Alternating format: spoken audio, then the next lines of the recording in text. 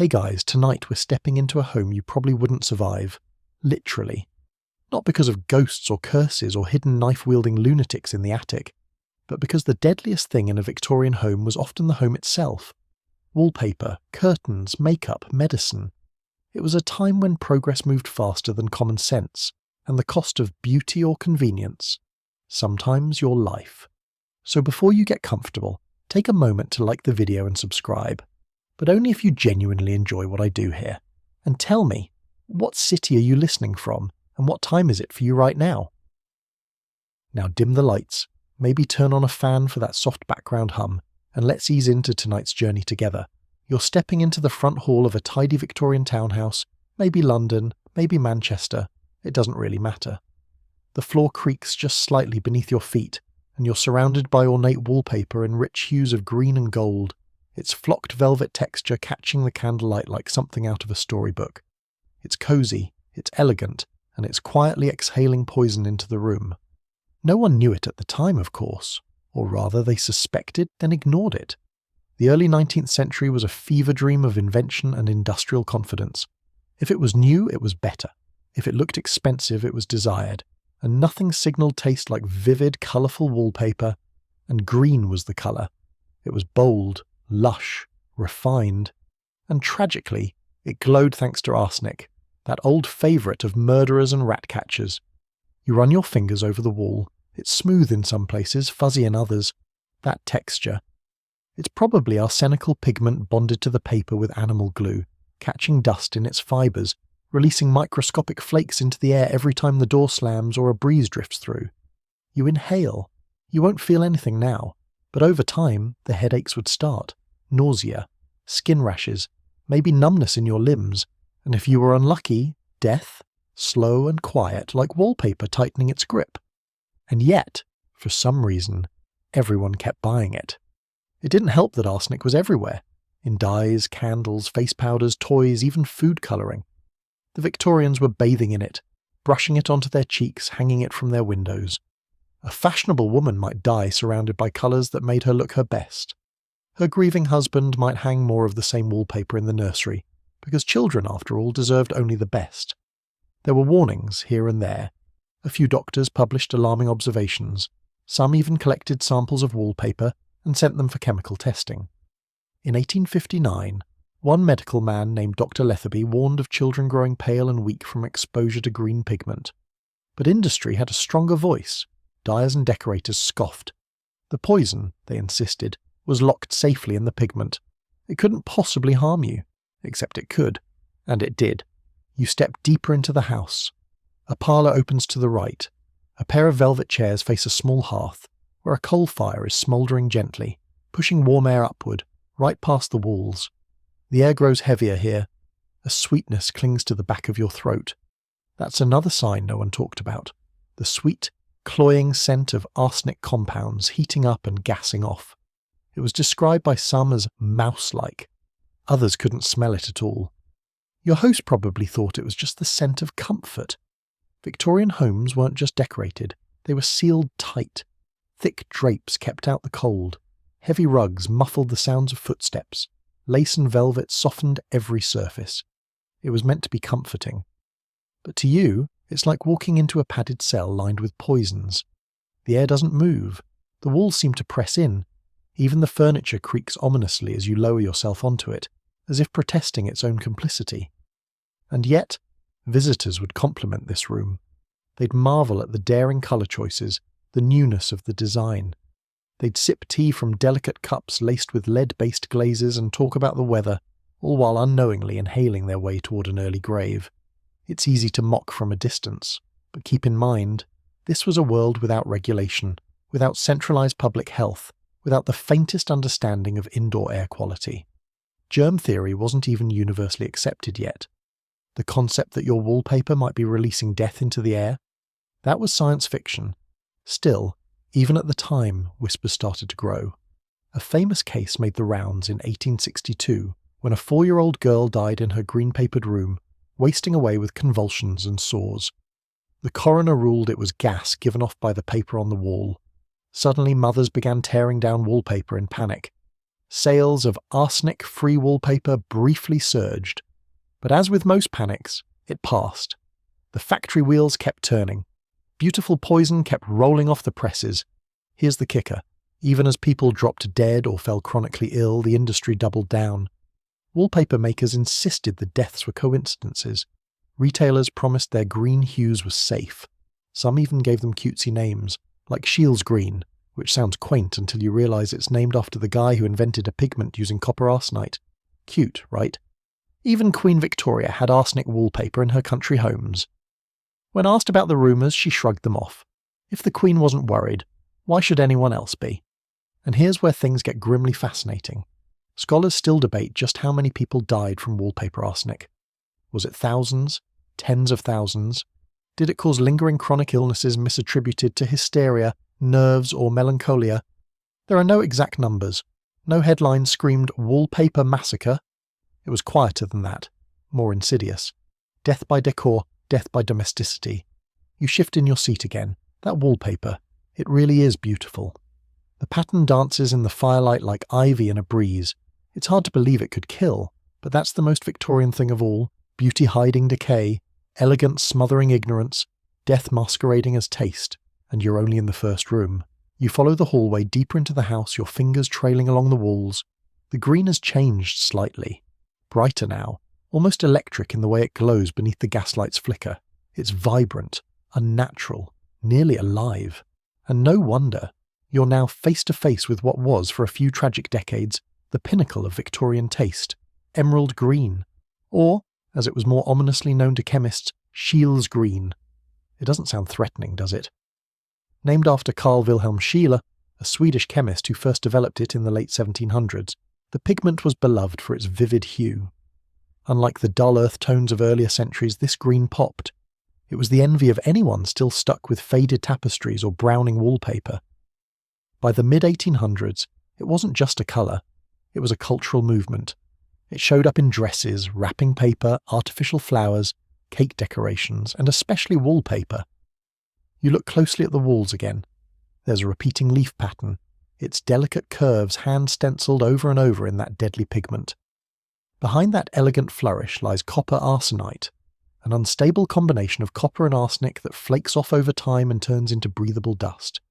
Any bit of moisture, heat, or even mild friction releases tiny particles into the air. Now think about what happens when the room gets damp, or when a curious child touches the wall and then chews on a fingernail, or when a maid sweeps dust from the wainscoting and breathes in deeply. You've just imagined a day in the life of thousands of Victorian families. The most disturbing part? People knew something was wrong. By the 1850s, strange clusters of illness kept appearing in homes with heavy green wallpaper. It started subtly: headaches, fatigue, sore throats. Then came persistent vomiting, nerve pain, convulsions. Entire families would grow pale and weak, all while the home looked perfectly lovely. Take, for example, the infamous case of the Turner family in the 1860s. Their infant son died suddenly, his skin marked by lesions, his breathing shallow to the end. The cause? Doctors suspected infantile atrophy, a catch-all for unexplained death. But a sharp-eyed neighbour noticed something peculiar. The Turners had recently redecorated the nursery in a brand new green wallpaper, just like the one in her own home, where her cat had stopped eating and her husband now coughed blood into his handkerchief. Coincidence? The neighbour didn't think so, and she wasn't alone. Throughout Britain and across the Channel in France and Germany, doctors and chemists were beginning to connect the dots. Green rooms were sick rooms. But the pigment's defenders insisted that unless you ate the wallpaper, you were perfectly safe, which, to be fair, was only partially untrue. A child might chew on the corners, a pet might nibble on flakes. But the real danger came not from swallowing the wallpaper, it came from breathing it. Here's where things get weird. The pigment didn't just break off into dust. Under certain conditions, especially dampness and warmth, it could grow mould. Scopleropsis brevicolis, to be exact. And this friendly neighbourhood fungus had a very special trick. It could metabolize the arsenic in the pigment and turn it into trimethylarsine gas, a compound that is both volatile and highly toxic, invisible, odourless, floating quietly through your bedroom, a slow, silent sabotage. And once it got into your system, good luck. Some scientists at the time referred to this process as the wallpaper miasma, borrowing language from earlier theories about bad air. They didn't fully understand mold spores, or even arsenic metabolism, but they knew something in those walls was killing people. Still, the public refused to panic. The gas was invisible, the poison had no taste, and the colour was just too pretty. You step into a smaller room now, maybe a study or a lady's sitting room. The green here is deeper, closer to jade. A desk sits by the window, a pair of gloves resting beside an open letter. Everything is trimmed in lace. You can almost smell the starch in the fabric, the ghost of perfume in the air. If this were your home, you'd spend hours here, writing letters, mending clothes, maybe sipping tea while the wallpaper behind you quietly released its slow venom. Not everyone took it lying down. In 1874, a German chemist named Georg Gaffke published papers warning that wallpaper pigments were making people ill. Around the same time, British scientist Robert Baker conducted studies where he scraped wallpaper samples and chemically tested them for arsenic. His findings were damning. Still, when he took his results to manufacturers, they shrugged. They weren't doctors. It wasn't their job to determine whether a pigment made people sick. There's something very modern about that denial, isn't there? The shrugging off of responsibility, the hiding behind technicalities. A company producing a beautiful product that kills people, but only if used the way everyone naturally uses it. Sounds familiar. Even as these concerns became public, even as newspapers began to whisper of the dangers of the green room, the wallpaper trade carried on. Advertisements still featured dreamy illustrations of parlours bathed in rich green, gold detailing glowing in the firelight. Safety was still not sexy. Beauty always won. But within the medical community, arguments flared. Some physicians remained sceptical. Wasn't arsenic only poisonous in large amounts?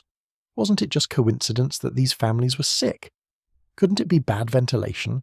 Or simply the moral decay of the urban poor, as was so often blamed? One side called it scientific fact. The other cried hysteria. Sound familiar again? To this day, historians debate just how much damage Shields Green did. Some say the threat was overstated, pointing out that arsenic levels might not have reached fatal concentrations in most homes. Others argue that chronic exposure, especially for the poor, the young and the sick, was far more deadly than anyone admitted at the time. There are no mass graves labelled wallpaper victims, no sweeping statistics, but the anecdotal trail, lined with tiny coffins and whispered ailments, tells its own story. You step back into the hall and take one last look at that vivid green glow. It's still gorgeous, arresting even. But now it gives you chills, not just because of what it was, but because of how long it persisted. People kept decorating their homes with it well into the 1880s. Why? Because fashion has always had a body count, and you're starting to wonder how much else in this house is trying to kill you. The hallway narrows as you move forward, and the scent changes. Barely. It's a little sweeter, a little more metallic, something faintly chemical clinging to the air. You pause, trying to place it. It's not unpleasant exactly, just wrong, in a way your modern instincts are finally learning to pick up on. That scent. It's arsenic gas. Trimethylarsine, to be specific. Invisible, tasteless, untraceable in the 19th century, but oh so present in homes like this. This is what makes Victorian interior design truly lethal. It didn't just sit on the walls, it moved. The arsenic didn't need to be eaten or scraped. It floated. It became airborne. That faint smell you're noticing now, the one that's sort of like old apples or crushed almonds, is the calling card of slow, quiet death by inhalation. And it got stronger when the wallpaper got wet, by condensation, by a leak, even just from someone's breath in a closed room. Moisture encouraged mould, and the mould set to work converting arsenic into gas. Imagine a damp nursery on a rainy afternoon, green paper curling at the corners, a fire burning low in the hearth. A baby lies in the cradle, wheezing softly, cheeks flushed from fever. The parents think it's a cold, maybe teething. They dab her forehead with a cloth and draw the curtains to keep out the draught. What they're actually doing is sealing in the poison, locking it into the air. The sweet smell gets a little stronger. The baby's breathing grows more shallow. She doesn't cry. She just slips away. And they still wouldn't blame the wallpaper. You walk into the dining room now. It's darker here, the gas lamp sputtering gently, casting halos of amber light on the walls. A long table stretches beneath a heavy chandelier, its crystal prisms twinkling like teeth. The wallpaper here isn't just green, it's embossed with a floral pattern. Gorgeous, textured, and dust-trapping. With every movement, every chair dragged or tablecloth shaken, microscopic particles rise into the air. You breathe them in, slowly, daily. The Victorians had no idea how often they were dining with death. And here's the thing that truly takes this from tragedy to dark comedy. People actually liked the smell. That faint almondy sweetness.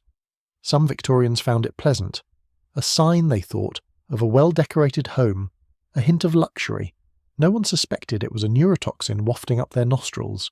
The human nose isn't designed to register low levels of arsenic gas, and what little it does pick up you don't associate with danger. Not unless you know what you're smelling. Some chemists of the era tried to warn people. One paper, published in 1872, tested wallpaper samples from homes where illnesses had occurred. The conclusion?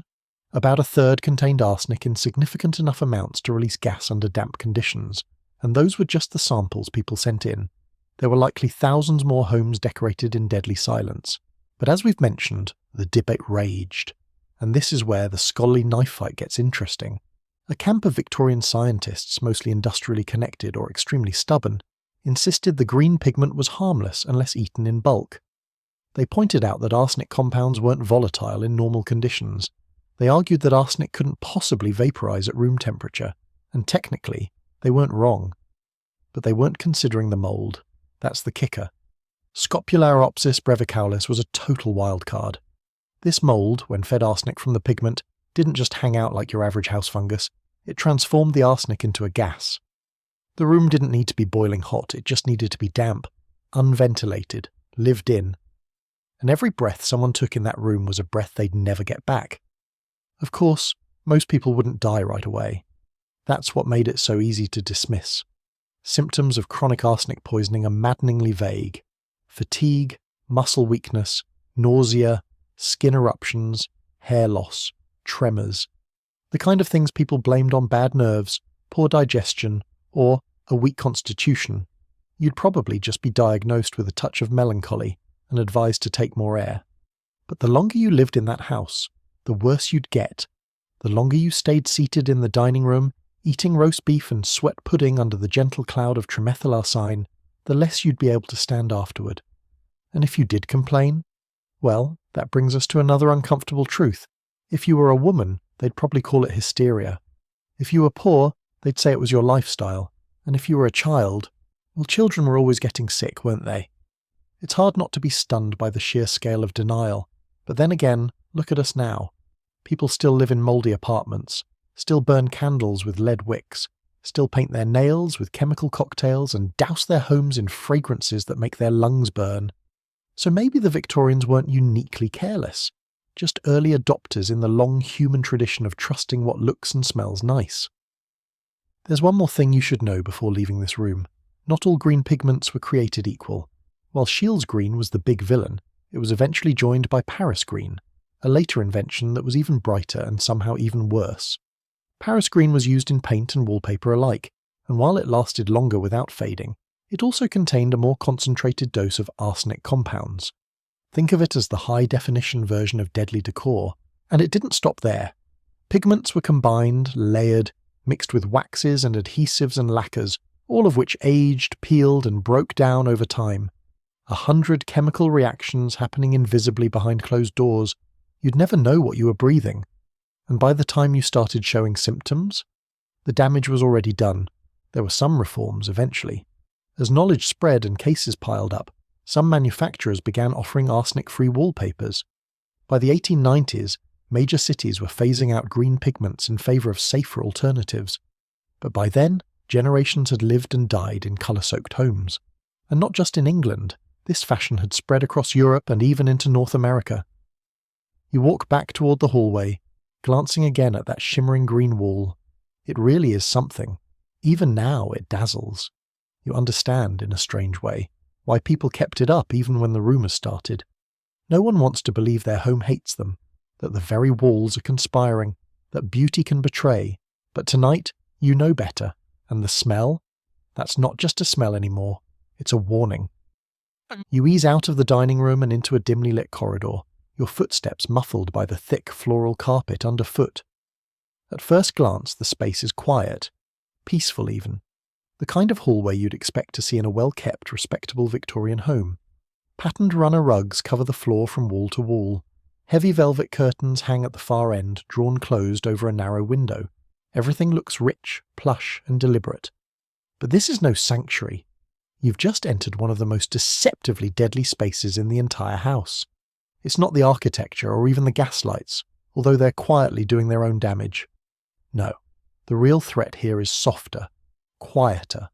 It clings to the surfaces you love to touch, the things you wrap yourself in, the things you walk on, fabric, fibres, all the lovingly chosen, meticulously maintained textiles that made a home feel warm and welcoming in the Victorian era were also absolutely covered in poison.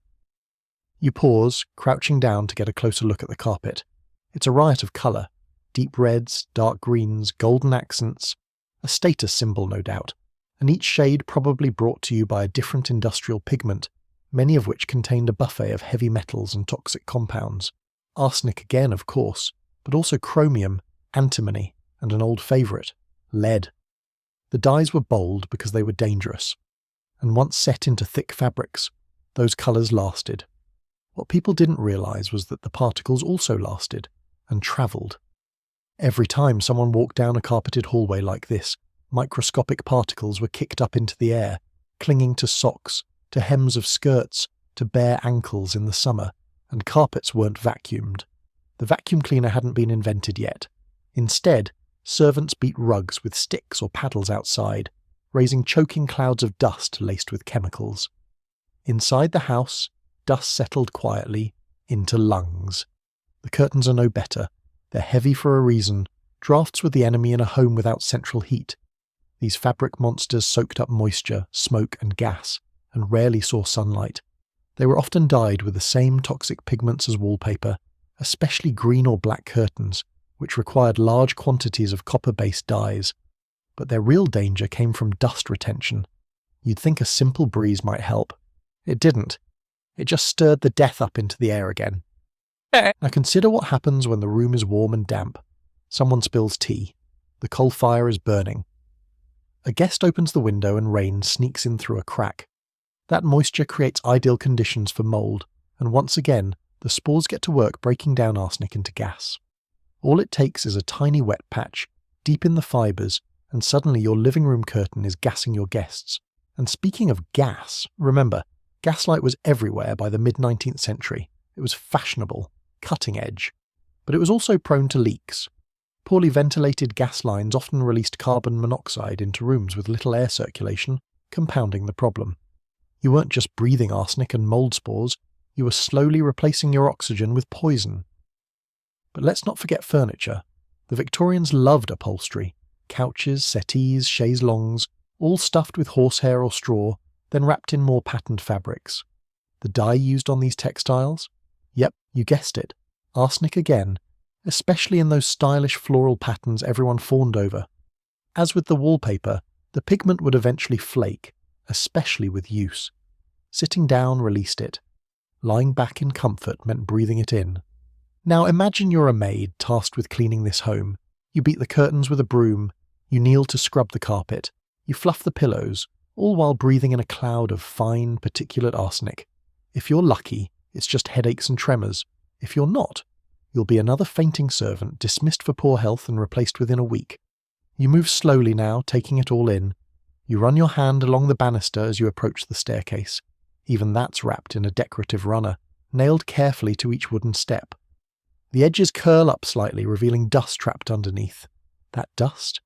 It's a cocktail of coal soot, arsenic pigment, dried rodent droppings, and whatever drifted down from upstairs. It clings to your fingertips like fine flour. Here's a fun aside. People actually collected this dust.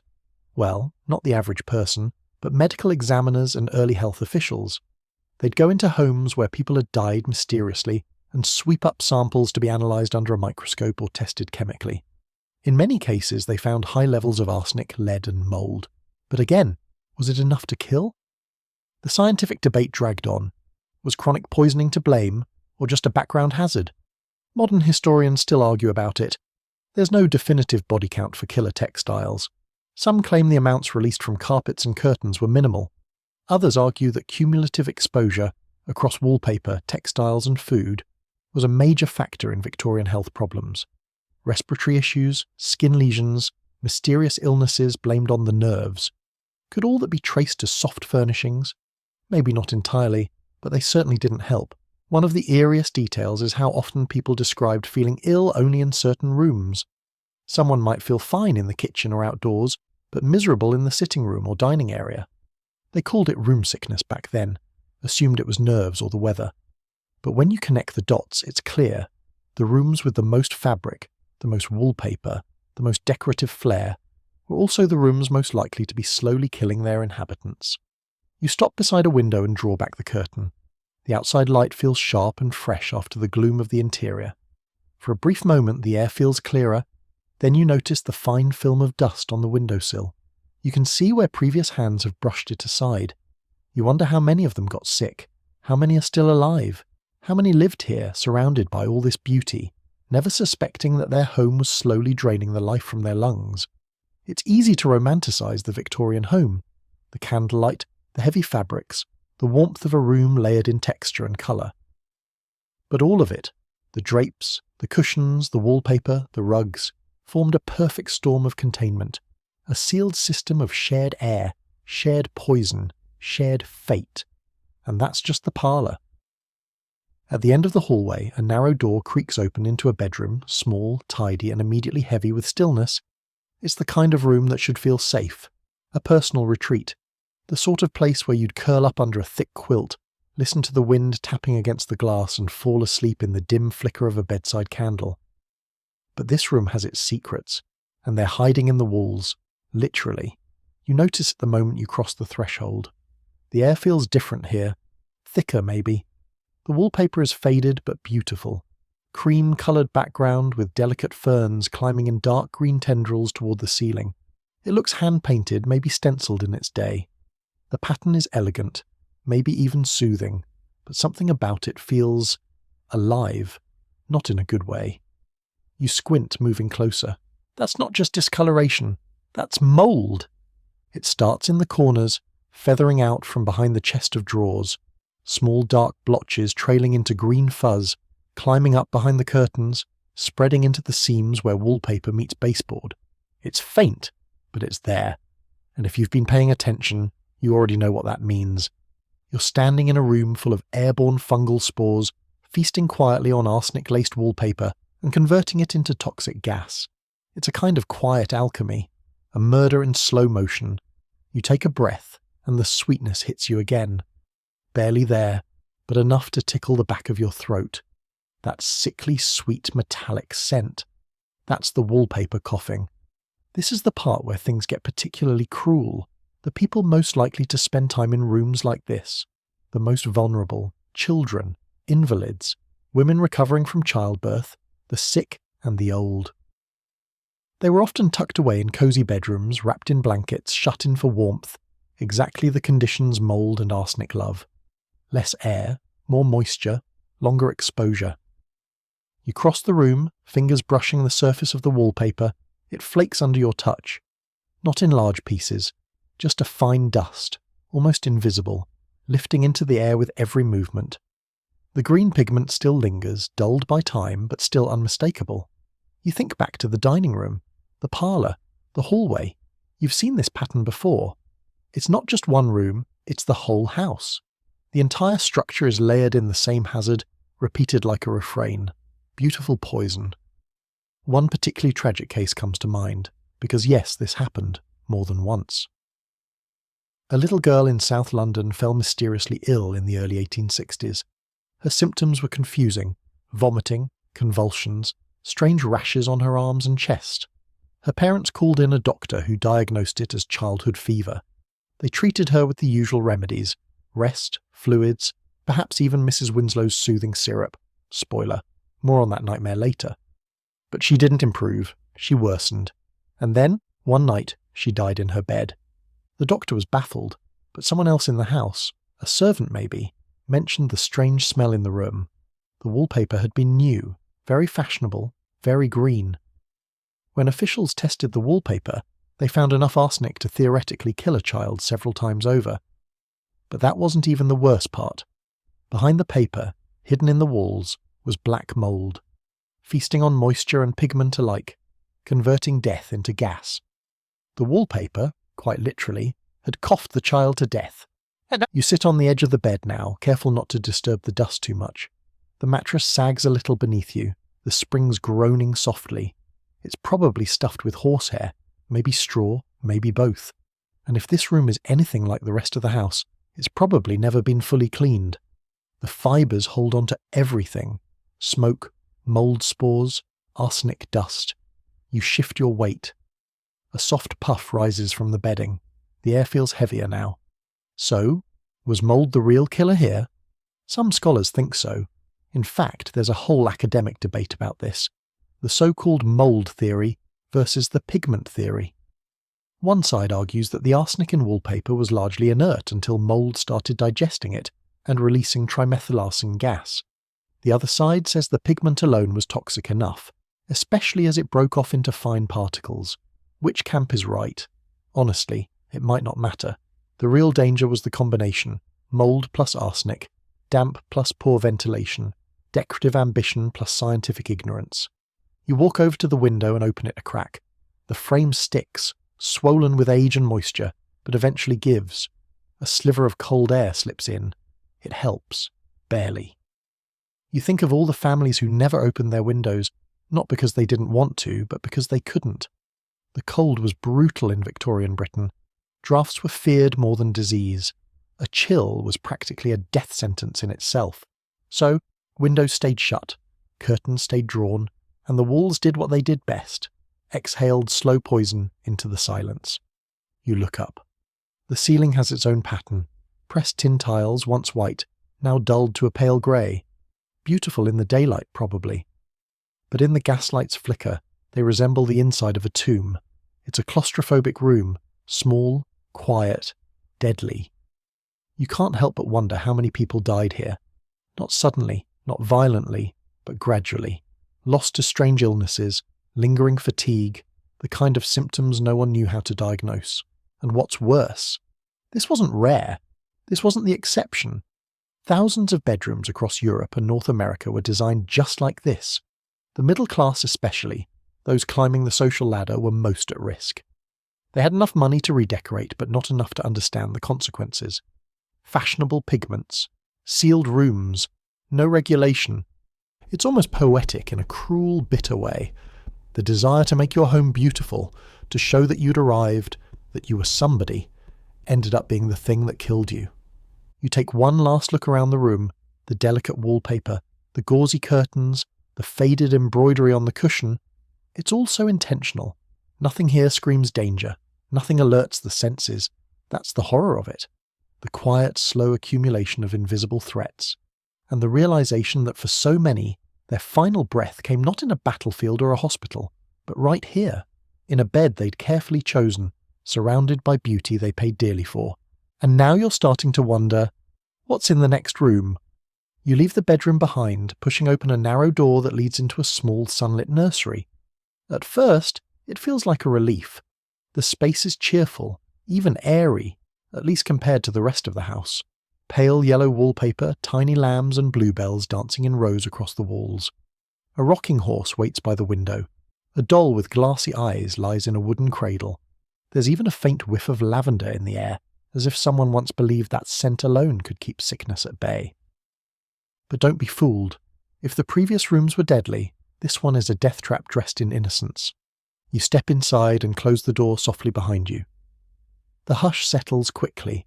It's the quiet of stillness, of waiting, of things not quite right. The sunlight doesn't help as much as it should. It hits the walls and bounces off in a warm glow, but the air feels wrong, slightly sour, faintly sweet. The kind of smell you might think is just old house, until you know better. This was the room where the smallest lungs lived, where fragile bodies, barely old enough to sit up, breathed more air per pound than any adult, where every breath meant proportionally more poison. You walk past a cradle and glance inside. A lace coverlet is neatly folded at one end. An embroidered lamb stares back at you from the pillow. The cradle rocks gently as you brush past it, like it remembers being used. Now picture the average Victorian parent, absolutely convinced they're doing everything right. They've spared no expense. Wallpaper specially chosen for the nursery, soft rugs for little feet, toys, stuffed animals, a fire kept burning in the hearth, and most damning of all, they keep the windows shut to protect the baby from catching cold. Because drafts, they believed, were the real killers. And while the child sleeps, the room begins its quiet work. Let's talk about scale for a moment. Babies breathe faster than adults, about 30 to 60 times a minute. That means more arsenic inhaled, more gas absorbed, more poison metabolized. Their skin is thinner, their immune system's underdeveloped. They're practically built to be vulnerable, and worse, they can't complain. A baby might cry more than usual, or sleep too much, or vomit up its meals. But in a time when childhood mortality was so tragically common, no one jumped to unusual conclusions. Babies died, everyone knew that. It was a part of life, until it wasn't. One particularly gruesome case was documented in the 1880s. A baby girl in Lancashire developed red lesions on her arms and chest. Her skin peeled, her hair fell out. The local doctor suspected something infectious and had her quarantined, away from her parents, in the same nursery where she'd gotten sick in the first place. She died within a week. The wallpaper was later tested and found to contain massive levels of arsenic, enough to kill a healthy adult if ingested. Her tiny body didn't stand a chance, but the family still didn't redecorate. Why?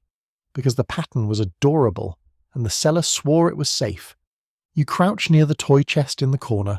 It's filled with wooden blocks, tin soldiers, and a sad-looking cloth doll with fraying seams. Even the toys, it turns out, weren't safe. Cheap paint, usually made from lead or arsenic-based pigments, was slathered over everything. Toy makers cared about colour, not toxicity. Red needed mercury, yellow needed lead chromate. Green? Arsenic again. A toddler chewing on a block was ingesting microdoses of poison with every bite. And no one thought twice about it. Then there were the stuffed animals. Some of them were filled with sawdust or hair, but others, taxidermied. Literally preserved animals dressed up and posed for children's amusement.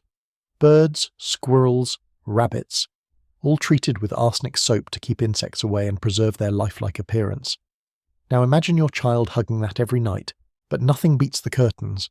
Nursery curtains were often dyed pastel or floral and thick enough to keep the cold out, which meant they were perfect hosts for moisture.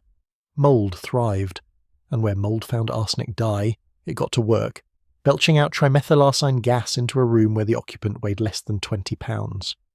The worst part is that even when doctors began to suspect environmental causes, when they noticed children in green-papered rooms were sicker, or that certain nurseries always seemed to be the site of illness, many parents refused to believe it.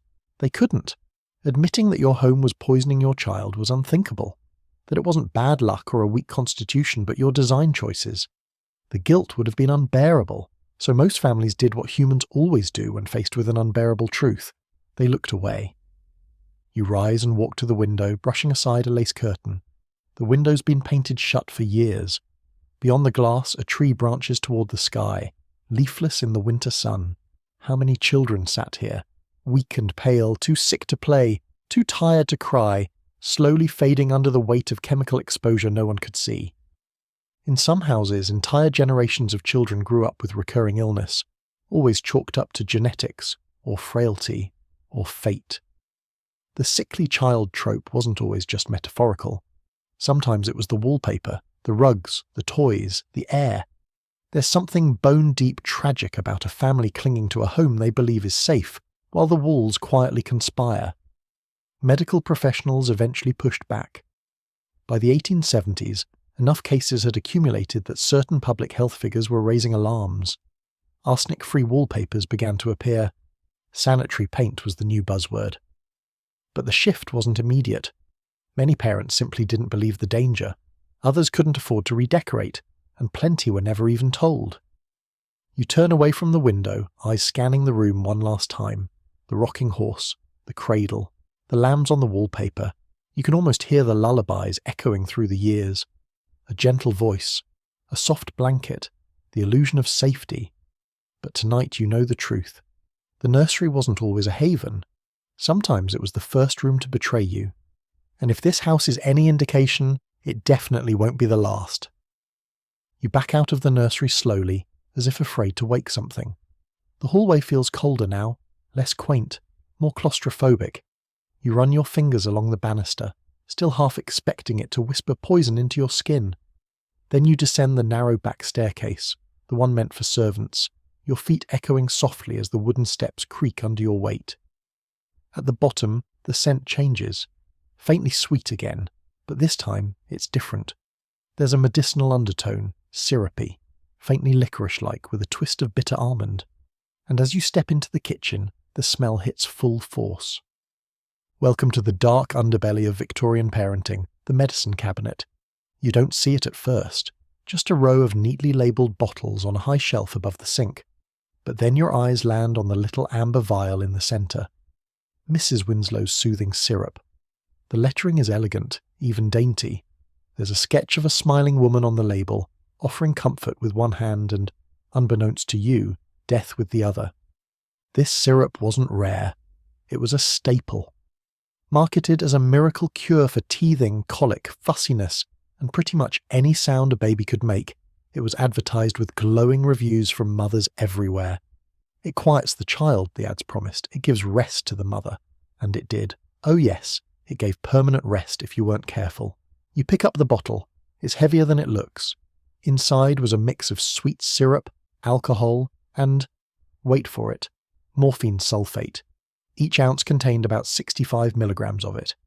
For reference, modern doctors give that amount to adult cancer patients in extreme pain.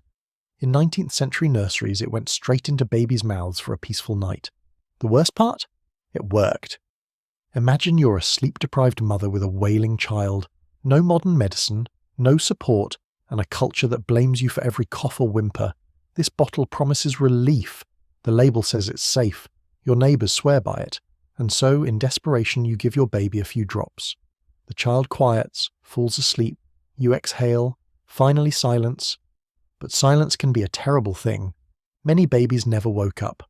Others developed what the doctors politely called wasting conditions, a slow decline in weight, energy, and responsiveness. Some became dependent, needing more and more to get the same calming effect. And yet, Mrs. Winslow's soothing syrup remained on shelves for decades. You could walk into any general store and buy it without a prescription. The advertisements kept running. The testimonials poured in. You glance back at the cradle upstairs and feel a chill.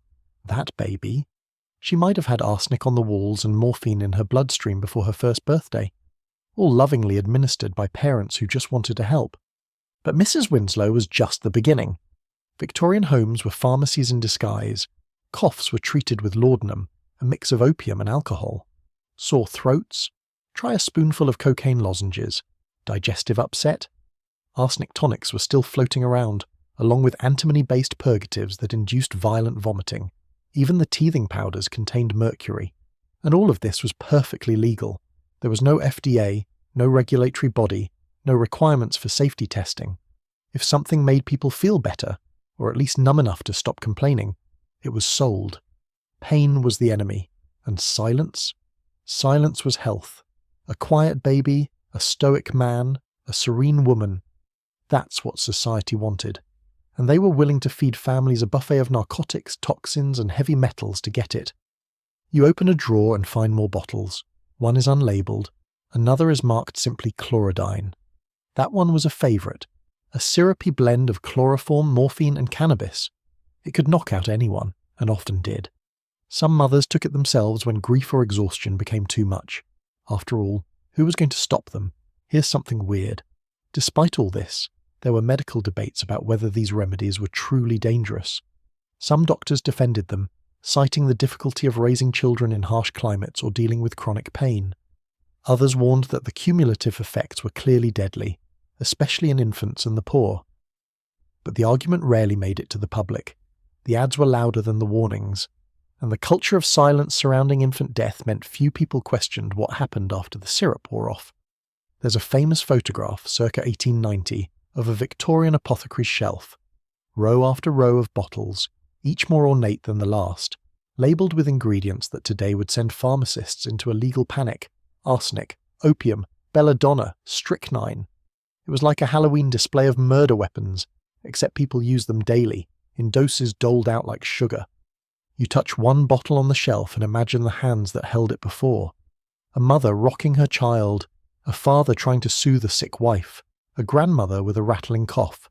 There's a strange intimacy in these old medicines, these bottles of darkness disguised as comfort. No one thought of them as dangerous, they thought of them as hope. But that hope had a price, and it wasn't just the children who paid it. Adult Victorians often suffered chronic symptoms that were quietly linked to these home remedies: memory loss, hallucinations, tremors, insomnia, even madness. Some were written off as melancholia or female hysteria. Others were institutionalized when their behavior became erratic. You know what really happened? Their homes were drugging them, slowly, methodically, every day. Back in the kitchen, you notice a handwritten recipe tacked to the wall, a tonic for nerves: wine, laudanum, peppermint oil, and a few drops of ammonia.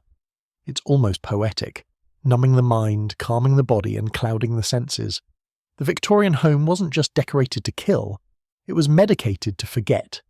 You step away from the shelf. The smell lingers on your hands, faint and floral with a bitter finish. You look around the kitchen and wonder how many times this room hosted grief. A mother whispering to herself, a father pouring another dose, a servant hiding the bottle at the back of a drawer. Mrs. Winslow's smiling face looks back at you from the label. She promises rest, still, peace, quiet. But you know better now. You know the real price of silence. You leave the kitchen behind, the scent of syrup and regret still clinging to your thoughts, and step into the next room, a sitting room, or maybe what they once called the morning room. It's lighter here, the windows large and dressed in lace, letting the pale afternoon sun pour in across the floorboards. For a moment it feels like a breath of fresh air, but that illusion breaks the second you glance up at the ceiling. A gaslight fixture, brass, elegant, slightly tarnished, and entirely deadly in its own right. Gaslight. The very word probably brings to mind flickering romance, maybe a little gothic suspense, but mostly a kind of nostalgic charm. That glow, the amber softness, the delicate hissing, it feels gentle. But the truth is far less poetic. The gaslight was one of the Victorian era's proudest modern achievements, and it was a silent assassin in most middle-class homes. You walk toward the centre of the room, glancing at the floor directly beneath the gas fitting. The wood is slightly warped, a little darkened. Maybe water damage, maybe something worse. You stare up at the fixture again. In its heyday, it would have burned with a beautiful brightness, fueled by coal gas piped straight into the house. And that gas? It came with a lovely bouquet of side effects: carbon monoxide, hydrogen sulfide, ammonia, benzene, and other now banned ingredients that slowly drifted into every room where it burned. That gentle hiss everyone described with fondness. That was a whisper of chemical decay. If the pipes were perfect and the flame carefully monitored, and the air in the room well circulated, sure, it might have been fine. But Victorian homes were not precision machines. Pipes leaked, seals failed, flames sputtered and died when no one was watching, releasing raw gas into the room. And since coal gas is denser than air, it didn't rise to the ceiling. It crawled along the floor. You could be lying on a rug playing with your child, while invisible poison rolled in around your ankles. Worse still, carbon monoxide, one of its primary byproducts, is both odourless and colourless. People didn't realise what was happening until the symptoms hit. Lightheadedness, confusion, sudden fatigue. Sound familiar? More than a few cases of fainting spells or hysteria were likely just gaslight-induced hypoxia. But at the time, no one questioned it. You didn't need oxygen, you needed composure. And then there's the whole flammability problem. Gaslights had open flames. Combine that with heavy draped curtains, arsenic-laced wallpaper, and flammable furniture stuffing, and you've got a recipe for the kind of fire that doesn't just destroy a room, it incinerates a family. Many a Victorian tragedy began when a child reached too close to a flame, or when a breeze moved a curtain into its path. Women's dresses, especially those made of layered muslin or tarlatan, went up like dry leaves. One moment of carelessness, and a sitting room became a funeral pyre. You run a finger along the windowsill, the glass is foggy, warped with age. Gaslight left soot behind. The ceilings were often blackened by it, the walls tinged with grey. No one thought of it as pollution, just part of the charm, and with every breath people were inhaling microscopic particles, coal dust, carbon, tar residue, into their lungs, their eyes, their bloodstream. This room probably hosted dozens of quiet evenings, family members reading, embroidery in a rocking chair, maybe even music, and all the while that gentle light glowing above, burning just a little off-centre, leaking its bouquet of toxic gases into the closed, silent air. The door shut to keep out the cold, the windows shut tighter still, just warmth and comfort and slow suffocation. And remember, this was considered an improvement. Before gaslight, it was candles and oil lamps. Dangerous, yes, but limited. Gas was a revolution, a sign of class and forward thinking. Entire neighbourhoods had their homes retrofitted for it. You were proud to tell guests that your sitting room had full gas. Never mind that it came at the cost of chronic headaches, dry throats, and in some cases actual death. People were dying to modernise, literally. One infamous case occurred in 1878. A middle-class family in Leeds fell unconscious one winter night. The father died in his armchair. The mother and children were found barely breathing, the gaslight above them still hissing softly. A pipe joint had failed. No one noticed. The room was so well sealed against the cold that the gas had nowhere to go. The local paper called it a tragedy, a freak accident. But others had happened before and would happen again. You kneel near the fireplace. Gaslight wasn't the only risk here. Coal fires, also beloved for their convenience, produced their own kind of indoor fog. Soot, carbon monoxide, sulphur, especially when the chimney was clogged or poorly built. It was like adding a second source of poison just to make sure everyone got their share. And let's not forget that gaslights also affected the furniture. Fabrics faded faster, oil paintings yellowed, books grew brittle, and of course wallpaper absorbed the smoke like a sponge, binding soot and chemicals into its already toxic pigments. You've already seen what that wallpaper can do. Add years of chemical smoke, and you've got an indoor environment that modern air quality standards would consider a biohazard zone. Some people started to notice eventually. A few doctors blamed gaslight for their patients' chronic coughs or insomnia. One even suggested that prolonged exposure might be undermining the vigour of the modern man. But again, no hard science, no official warnings, just hunches and hand-waving, and the persistent belief that progress must be safe because it was new. Modern historians still argue over how bad gaslighting truly was. Not metaphorical gaslighting, though that definitely happened too, but the actual lighting system. Some claim the dangers were overstated, pointing out that urban life already came with plenty of health hazards. Others say that homes with poor ventilation and long burning hours absolutely saw health effects, especially among women and children. No hard numbers, no tidy conclusions, just the lingering haze of something deeply, stubbornly wrong. You stand up looking once more at the fixture above you. It sways slightly as if breathing. You half expect it to hiss again. You wonder how many people died beneath it, or in rooms just like this one. Not suddenly, not dramatically, just slowly, over years, breath by breath. Every evening lit with warm amber light, every symptom dismissed as nerves or bad air or women's complaints. The room is quiet now, the gas is long gone, but you can still feel it. In the curtains, in the walls, in the dust. Like a warning no one listened to until it was too late. And gaslight, you realise, didn't just fill the air with poison. It taught people not to trust their own senses. You slip out of the gaslit sitting room and follow a narrow hallway that slopes just slightly downhill. A subtle dip in the floor that tells you you're heading towards something older. Something deeper. You pass the pantry, the scullery, and then find a door. Thick wood, cracked with age, its iron latch cool to the touch. When you open it, a musty draught rolls up like breath from the lungs of the house itself. You're descending now, into the bowels of the Victorian home, into the pipes, into the plumbing, or more accurately into the idea of plumbing. Because for all their lace and velvet, their gaslight and parlours, many Victorian homes were quietly plumbed with madness. Welcome to the world of lead pipes and leaden brains. The stairs groan under your weight as you descend into what used to be a washroom or cellar-level utility space. The air is damp. The stone floor sweats. In the corner, a thin iron pipe snakes from floor to ceiling, branching off toward what you suspect is a lavatory. More on that delightful room soon. For now, though, Your attention is on the pipe itself, lead, uncoated and humming with the slow movement of water. Or worse, water that once moved and now stands still. Lead was the go-to for water pipes in the 19th century. It was soft, easy to shape, and had been used by the Romans, so naturally the Victorians considered it sophisticated. Never mind the small issue of neurotoxicity, never mind that lead exposure corrodes brain function, disrupts development, and causes everything from aggression to apathy to hallucinations. If it didn't kill you outright, it rewired you, quietly.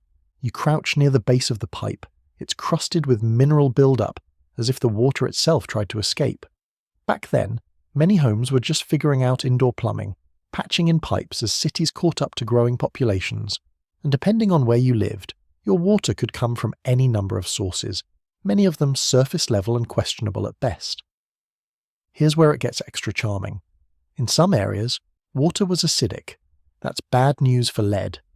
Acidic water leaches lead out of the pipe walls, turning your drinking water into a nervous system time bomb. No one could see it. No one could smell it.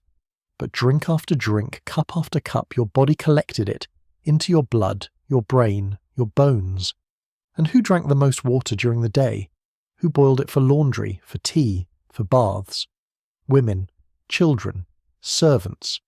The most vulnerable bodies once again took in the highest doses, and their symptoms, well, of course they were called female problems or blamed on weak constitutions, headaches, fatigue, irritability, memory loss, seizures, perhaps even those frightening bouts of madness that landed countless women in asylums. Many may have simply had lead poisoning from the comfort of their own kitchen sink. You rise slowly, following the pipe to where it disappears through the wall. That leads to the lavatory, what Victorians sometimes called the WC, or water closet. At the time, this was the height of modern living. Flushing toilets, running water, civilization, finally tamed and sanitary, or so they thought. In reality, most systems were rudimentary at best and disastrous at worst. Toilets were often poorly ventilated with sewer gas backing up through the pipes. If you didn't keep the bowl sealed or the water trap full, you'd end up breathing methane, ammonia, and hydrogen sulfide, the scent of rot. And because many homes shared a sewage line, a blockage 2 streets over could mean a flood of horror into your own basement. It happened. Often. Not all homes were plumbed equally. Many still used chamber pots or outhouses. But in those homes lucky, or unlucky, enough to have indoor toilets, the promise of sanitation came with the reality of toxic air and faulty engineering. And once again the experts argued. Some insisted sewer gas couldn't possibly make you sick. Others, more observant, noticed a sharp uptick in illness in homes with modern plumbing. Still, progress marched on. Flush toilets stayed. Now think about the interaction between the system and lead piping. You've got water laced with neurotoxin and air spiked with biological waste. It's like playing Victorian roulette every time you visit the loo. You open another door and step into what appears to be a bathroom. Ceramic tiles cracked and stained. A clawfoot tub crouched in the corner like a resting beast. The faucet drips slowly, metal corroded green from years of water and time. Even bathtubs weren't innocent. The enamel sometimes contained lead glaze, and the water itself was already contaminated by the pipes. You soaked your skin in it, scrubbed your face with it, let your children splash and float in it. You take a step closer and peer into the tub. The inside is speckled, almost freckled with rust. Maybe it's just iron, maybe not. You imagine a child taking a bath here, soapy water clouding around their knees, a sponge dragged across arms and neck, rinsing away the day. But the water never rinsed clean. It carried something with it, and left something behind. And here's something especially cruel. One of the treatments for nervous disorders in Victorian women was frequent bathing. It was supposed to be calming, rejuvenating, especially in cold water, so a woman might be advised by her doctor to bathe twice daily, unknowingly marinating in a neurological hazard every single time. The irony is thick enough to drown in. There were debates, of course. Chemists like Dr. Henry Letherby raised the alarm about lead in water systems. Others countered that the amounts were too small to matter. The argument boiled down, once again, to thresholds. What counts as enough poison to kill someone quickly, versus just make their life a constant, half-lucid misery. Spoiler: the Victorians erred on the side of let's find out. You glance at the medicine shelf beside the sink. More bottles. some marked with words like stimulant, elixir, or simply Nerviane. The cure, in many cases, was indistinguishable from the cause. You could be poisoned by your pipes and treated with arsenic tonic or belladonna drops. All of it administered in good faith, with terrible results. It's strange how quiet this room is now. You half expect to hear water rushing through the walls, footsteps on the stairs above, but the silence is thick, lead-heavy. You rest your hand on the edge of the sink, cold, unforgiving. You think of all the people who looked into its cracked porcelain basin and saw a version of themselves they didn't understand, tired, confused, emotional, slipping. They thought it was just life, just aging, just pressure. But no, it was the pipes, the water, the walls. You breathe in slowly, and even though the air is stale, you feel like you're drowning. You retreat from the bathroom slowly, like you're leaving behind something that hasn't quite finished uncoiling. Back in the hallway, the light feels a little dimmer, as if the house has noticed you noticing. You've seen the wallpaper, the textiles, the nursery, the gaslight, the pipes, all the obvious poisons. But now it's time to look at something stranger, something more ceremonial. A practice so normal in Victorian life that no one ever thought to question it, even as it quietly turned homes into death incubators. You turn the corner and push open a heavy wooden door. It's a room that doesn't quite belong on the blueprints of a modern house. You're standing in the front parlour, yes, another parlour, but this one isn't for tea or embroidery, it's for death. The morning room, the display room, the place where bodies were prepared, dressed, and presented in open caskets right in the middle of the family home. Welcome to the age of domestic death. The first thing you notice is the shape of the room. It's long, narrow, almost funereal by design. Heavy curtains block out most of the light. The rug is darker here. There's a table against one wall that's far too long for casual dining, and beside it, an upholstered chair with a wooden frame so stiff it feels more like a throne for the dead than something anyone living would ever sit on. You glance around, and yes, it's exactly what you think. This is where they laid out the bodies. The Victorians didn't outsource death, at least not first. Funeral homes were just beginning to emerge, but most people still died at home, and when they did, the family stepped in. The body was washed, dressed, and sometimes even posed by relatives or local women who specialised in this grim task. They were known as layers out of the dead, and they knew every trick to make a body look almost alive. At least long enough for the neighbours to come by and say goodbye. Of course, you couldn't just leave a corpse lying in a parlour for days on end without consequence. So here's where the hidden dangers come in. Bodies were often preserved, briefly, with homemade solutions. Camphor, alum, vinegar, even arsenic-based powders.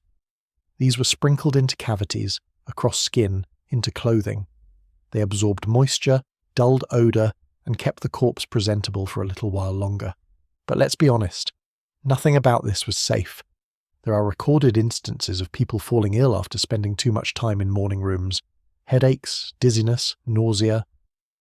Sometimes the symptoms struck the person tasked with dressing the body. Other times it was the mourners themselves, especially if the room was sealed shut against drafts, which it almost always was because, again, drafts were the enemy. Odours, however. Just light some incense, or douse the body in perfume. Problem solved. You approach the table. It's been covered in a thick black cloth, a sign of mourning. Beneath it, you can make out the shape of a stretcher, something designed to carry, not comfort. You imagine a body lying here, dressed in its best clothes, rosy cheeks carefully applied with rouge, hands folded, sometimes gloved, eyes closed with coins to keep the lids down. It was an art form, turning death into something polite. But even makeup was hazardous. The powders used to revive a corpse's pallor often contained lead and mercury. They were dusted on by hand or applied with brushes, which were then used again and again on bodies, on the living, on children.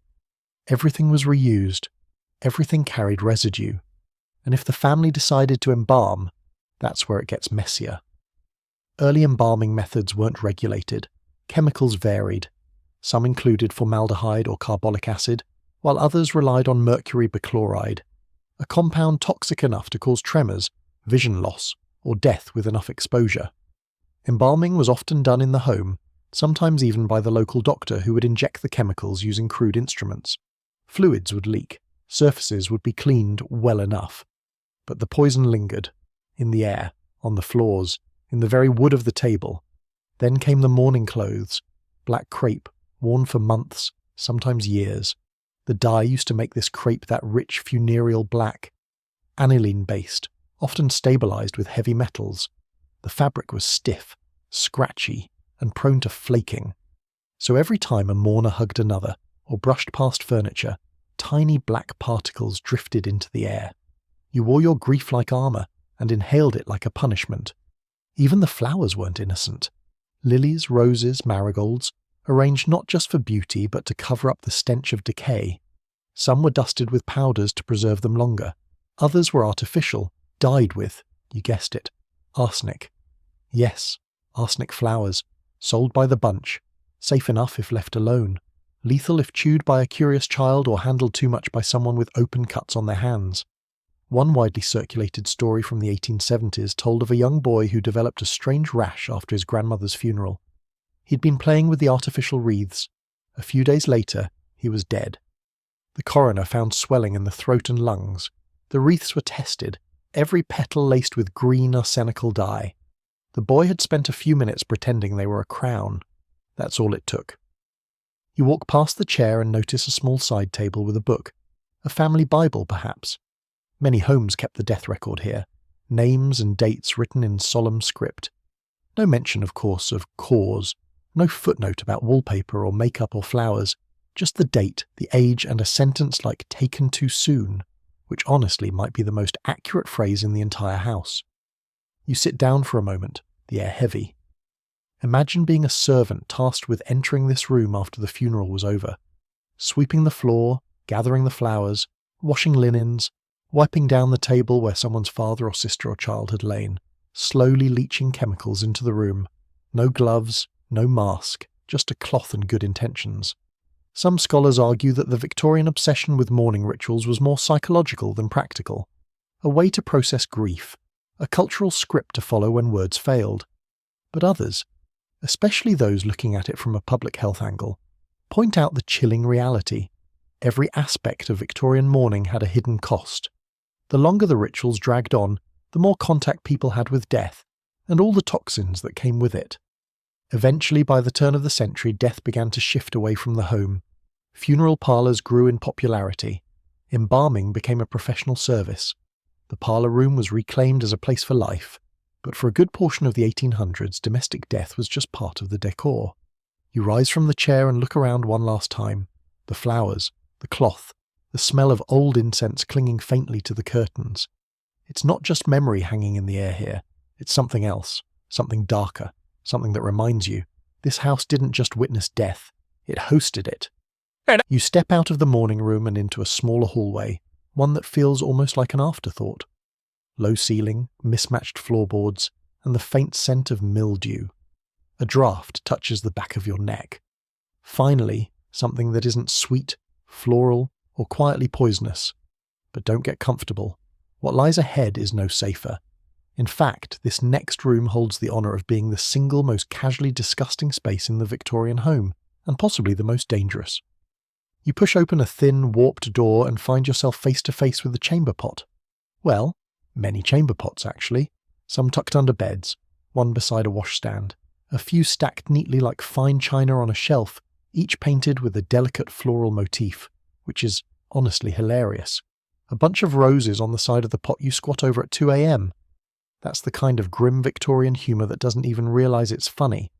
This room, technically a bedroom annex, wasn't designed to house waste. But it did. Because here's the truth. Most Victorian homes didn't have indoor toilets for much of the 1800s. Even when indoor plumbing became available, it was expensive, finicky, and sometimes illegal in densely populated cities. So people got creative. They used chamber pots. They dumped them in backyard cesspits. And when that felt like too much work, out the window. Literally. Yes, out the window. You walk over to a sash window and slide it open. You're only on the second floor, but it's not hard to imagine someone tipping a pot of raw human waste into the alley below. In fact, it was so common in cities like London that laws had to be passed to stop it. But enforcement was spotty, and when nature calls at midnight and your outhouse is a muddy walk away in freezing rain, well, the alley starts looking like a pretty decent option. The result? Streets soaked in waste, contaminated wells, cesspits that overflowed into basements, and if you were particularly unlucky, an invisible killer that crept back into the home in the form of waterborne disease. You may have heard of one. Cholera. It hit Victorian cities like a hammer, again and again. Entire blocks would fall sick. People would be fine in the morning and dead by nightfall.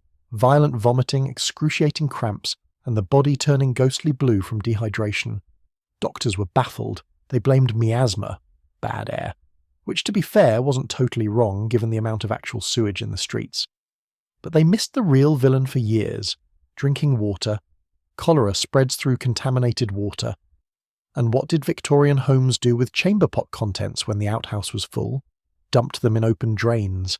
And where did those drains lead? In many cases, right back into the water supply, especially in poor neighbourhoods where sewage and drinking lines ran side by side. No filtration, no treatment, just a roulette of misery. You crouch beside one of the pots, lifting the lid gingerly. It's clean now, just porcelain and memory, but it's hard not to imagine what it saw. The sheer frequency of use, the casual disregard, the reality that this pot wasn't just a convenience, it was the household's only option. Some people used curtains for privacy, others just went wherever they were. Servants shared pots with one another. Children often had smaller versions in their rooms, and all of it had to go somewhere. One particularly infamous event occurred in 1858, when the Thames became so saturated with human waste during a heatwave that the stench became unbearable. They called it the Great Stink. Parliament had to hang soaked curtains in vinegar to keep breathing while they debated what to do. Spoiler, it still took decades to overhaul London's sewer system. Meanwhile, inside the home, illness spread quietly. Women again bore the brunt. They cleaned the pots. They emptied them. They held down children sick with dysentery or typhoid, never realising that their own hands were passing death from one family member to another. And the servants? They weren't just exposed. They were soaked in it, without gloves, without masks, without running water in some houses. Even something as innocent sounding as laundry became a risk. Linen soiled from illness was scrubbed by hand, often in reused water, and that water was sometimes kept in barrels that, surprise, had been rinsed with the same lead-tainted supply used to wash dishes. You couldn't escape it. Waste and water lived in an endless cycle, chasing each other in circles until someone broke it with a shovel and a proper sewer line. You stand and peer into a tall wooden cabinet in the corner. Inside is a portable commode, essentially a fancy chair with a chamber pot underneath, dressed up in mahogany. The wealthier you were, the more your waste was hidden in polite furniture, but no amount of carving or varnish changed what it did to the air, and let's be clear, the smell was always there, lingering, faintly sour, mixing with whatever perfumes or candles were burning. A home's fragrance was a lie layered over rot. You walk back toward the window, the breeze outside is cool now, sharper, and you're suddenly aware of how vital fresh air must have felt back then. But again, those windows rarely opened. People feared the cold more than the smell. They believed in bad air but not in contaminated water. They cleaned surfaces without understanding what clean even meant. It's easy to laugh at it now, throwing chamber pot contents into the street, washing with grey water, dismissing cholera as an act of God.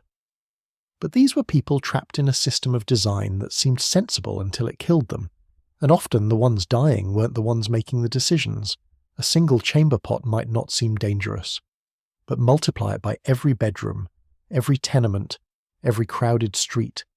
Then factor in the lack of sanitation, the flawed theories of disease, the cultural shame surrounding bodily functions that kept everything hidden and unspoken. You've got a powder keg of illness just waiting for a hot summer or a broken pipe to set it off. You leave the room, the image of painted porcelain burned into your mind. It was elegant, useful, deadly. The Victorian home didn't just kill with poison and gas and rot. Sometimes it simply couldn't be bothered to carry the waste away. You return upstairs, boots still echoing with the ghost of that grim little room and its army of chamber pots, and push open a door just off the main corridor. It leads to what should be a sanctuary. Simple, private, quiet. A bedroom. Not for children, not for servants, but a woman's. Maybe the lady of the house. Or maybe a young daughter, unmarried, with a shelf full of books, a vanity, and a wardrobe that smells like lavender sachets and starch. The room is lovely, genuinely. Morning light streams in through gauzy curtains, casting faint embroidery shadows across the floor. There's a faint floral scent, dried roses maybe. On the dressing table, a brush with hair still tangled in the bristles, a small glass bottle labelled poudre de riz, and a delicate fan folded shut. Everything is soft, feminine, gently aged. And yet, if the gaslight didn't get you, and the wallpaper didn't poison you, and the chamber pot didn't infect you, your clothing just might set you on fire. You walk over to the vanity and pick up the perfume bottle. The label is peeling, but the liquid inside still clings to the glass with an oily shimmer. Perfume in the 1800s wasn't just about smelling nice, it was armour. Necessary armour. Remember, the Victorians didn't bathe daily, and their world wasn't exactly fragrance-free. Layers of wool, smoke and human proximity added up fast, so they doused themselves in strong floral compounds that often contained volatile chemicals, benzene, ethanol, coal tar derivatives, and yes, sometimes mercury. But it wasn't the perfume itself that made fashion dangerous. That came from what you wore. You open the wardrobe and the scent of aged silk and something sharper, a chemical tang slips out like a memory. Hanging neatly on wooden pegs is a pale muslin gown, pleated and delicate, its hem brushing the floor of the wardrobe like it's waiting for a dance that will never happen. You reach out and touch the fabric, its whisper thin, gossamer, floaty. It's also basically tinder. Victorian fashion, especially for women, was a death trap stitched with love. Muslin, gauze, tarlatan, these fabrics were light, ethereal, and highly flammable. A brush against a fire grate, a gust of wind near a gaslight, and poof, gone. Not a slow smoulder, an eruption. Clothing didn't just catch fire, it exploded into flame, climbing the body, fusing to the skin, turning every inch of elegance into a funeral pyre. And it happened constantly. You sit on the edge of the bed and picture it. A woman adjusting her dress, bending near a candle, unaware that the hem is already aflame. By the time she feels the heat, it's too late. Layers of petticoats, corsetry and crinoline become a chimney for the fire. And because the fabrics burned so quickly, rescue was nearly impossible. Husbands watched wives perish. Children watched mothers disappear in seconds. Servants, braver than credited, often flung water or threw themselves onto the flames, sometimes catching fire themselves. One of the most chilling stories from the era involves the famous dancer Clara Webster. In 1844, while performing at the Theatre Royal in Drury Lane, her gauzy skirt brushed a stage light. She went up in flames in front of a full audience. It wasn't a fluke. Other dancers died similarly. But so did ordinary women at home, brushing too close to a hearth or leaning over a candlelit mirror. Eventually, this terrifying trend got a name: the flammable dress epidemic. Doctors began publishing warnings. Clothing designers were urged to use heavier materials, wool, cotton, less prone to combustion. But those fabrics weren't fashionable. They didn't move the same. They didn't shimmer in the right way under gaslight. So the trend continued, with only slight modifications. Some added fire-retardant linings. Others taught their daughters how to stop, drop and roll long before the phrase existed. But here's where the deeper irony sets in. Even safer dresses often had deadlier dyes. Remember our old friend arsenic? It didn't just stop at wallpaper. Greens and yellows, especially, were made from pigments that included copper arsenite. If your gown was coloured with them, and many were, you were quite literally wrapping yourself in powdered death. As the fabric aged, it flaked. The dust settled into your skin, your lungs, and the bloodstream beneath. Ladies would wear these dresses to balls, sweat in them for hours, then drape them lovingly over chairs or return them to closets like this one, where the dust continued to leach into the air for years. Some gowns were so saturated that they made wearers ill after just a few outings. There's an infamous report of a woman who wore a deep green ball gown to a party and collapsed within hours, her skin blistering beneath the collar. The dress was later tested. The dye practically screamed with arsenic content. Another woman developed raw, open sores on her thighs, where the dye had rubbed against her skin all night, and still they kept wearing them. Why? Because fashion mattered, reputation mattered. No one wanted to be the girl in last year's drab grey gown when everyone else was glowing in emerald and daffodil. Risk was secondary to radiance. There's a strange cultural ache in that. The desperation to be seen, even if it meant being poisoned. To shine at the party, even if it meant you'd be buried the next week. You glance back at the vanity. A small pot of rouge sits there, lid cracked. The contents have darkened, hardened, but you know what was once inside. Lead-based pigment. Women dusted it onto their cheeks daily, chasing the bloom of youth, the glow of vitality, mercury in eye drops, belladonna to dilate pupils. The body was a canvas and the paint was poison. And the cherry on top, corsets. While not deadly in the burst into flames way, they reshaped bodies and organs, restricted breathing, and likely exacerbated respiratory issues caused by, say, arsenic gas or mold spores. Collapsing at the opera wasn't just a dramatic flourish. It was a medically predictable outcome. So here's the cruel reality. The most dangerous place for a Victorian woman wasn't some back alley or unsupervised train platform. It was her own bedroom. The moment she got dressed for the day, she was donning a potential weapon. Layers of risk disguised as beauty. Flammable, toxic, restrictive, and admired by all. You step back toward the wardrobe, unable to stop thinking about the women who opened those doors with excitement, who slipped into those gowns dreaming of a dance, a courtship, a chance to shine, who powdered their faces and cinched their waists and dabbed perfume behind their ears, never suspecting that every step closer to the firelight might be their last. The dress sways slightly on its hanger, brushing the hem of the floor. It's waiting, still deadly. You leave the bedroom behind, shutting the wardrobe door with the quiet respect of someone sealing away a ghost. The hallway meets you again. Same faded wallpaper, same whisper of stale perfume hanging in the air. But this time, you follow the creak of a different kind of vanity. The rustle of a wig stand, the glint of glass jars filled with unholy miracles, and the soft, sullen weight of all the things a Victorian woman was expected to do to herself just to be considered presentable. You find the dressing room. It's small, private, and perfectly organised. A faint sheen of dust catches the light on a lace doily. A dressing table stretches the length of the window, crowned with a mirror, its surface slightly clouded with age. Rows of bottles, brushes, pins, powders. There's a small stove tucked in the corner, unlit now, but used no doubt to heat curling irons or gently warm waxes. At first glance, it all looks domestic, maybe even charming. But take a closer look and you'll see a chemical battleground. Right there, at the front of the vanity, sits an elegant white pot labelled arsenic complexion wafers. The lid is cracked, but inside are tiny discs of what once passed for a miracle. Women swallowed these wafers daily to whiten the skin, smooth imperfections, and maintain a youthful glow. And they worked. Sort of. They absolutely made your skin paler, because they were quietly destroying your red blood cells. A few weeks of consistent use and you'd notice your cheeks hollowing slightly, your skin turning translucent. You looked fragile, delicate, ethereal, the ideal Victorian aesthetic. No one wanted to look hearty or ruddy, that was for peasants and milkmaids.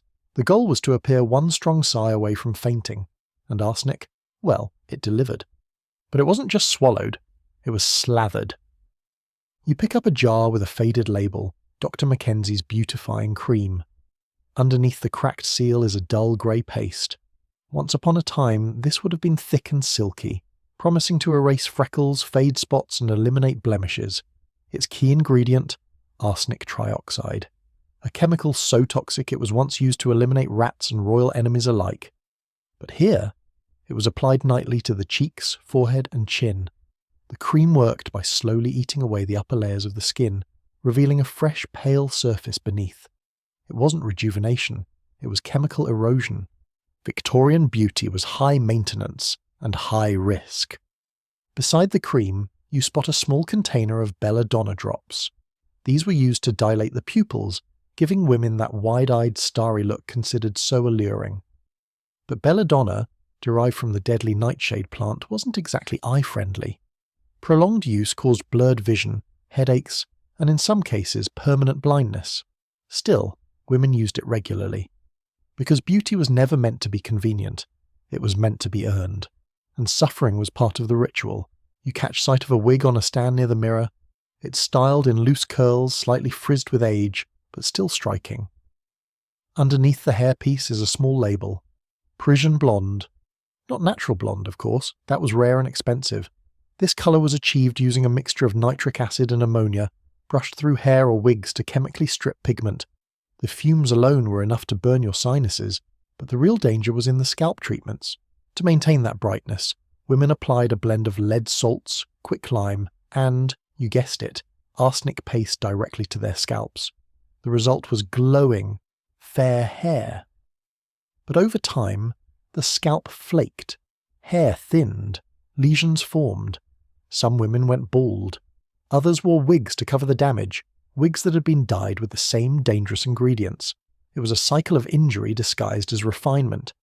You open a drawer in the vanity and find more tools, tweezers, a delicate metal scraper for teeth, a jar of whitening tooth powder, made with chalk, baking soda, and mercury. It worked, technically. Your teeth sparkled, right up until they fell out. There's even a small curling iron, designed to be heated in the stove. Imagine wrapping your already chemically frazzled hair around a rod of iron hot enough to sear meat. No thermostats, no safety catch. Women burned their scalps, their ears, their necks. Blisters were common, infection followed.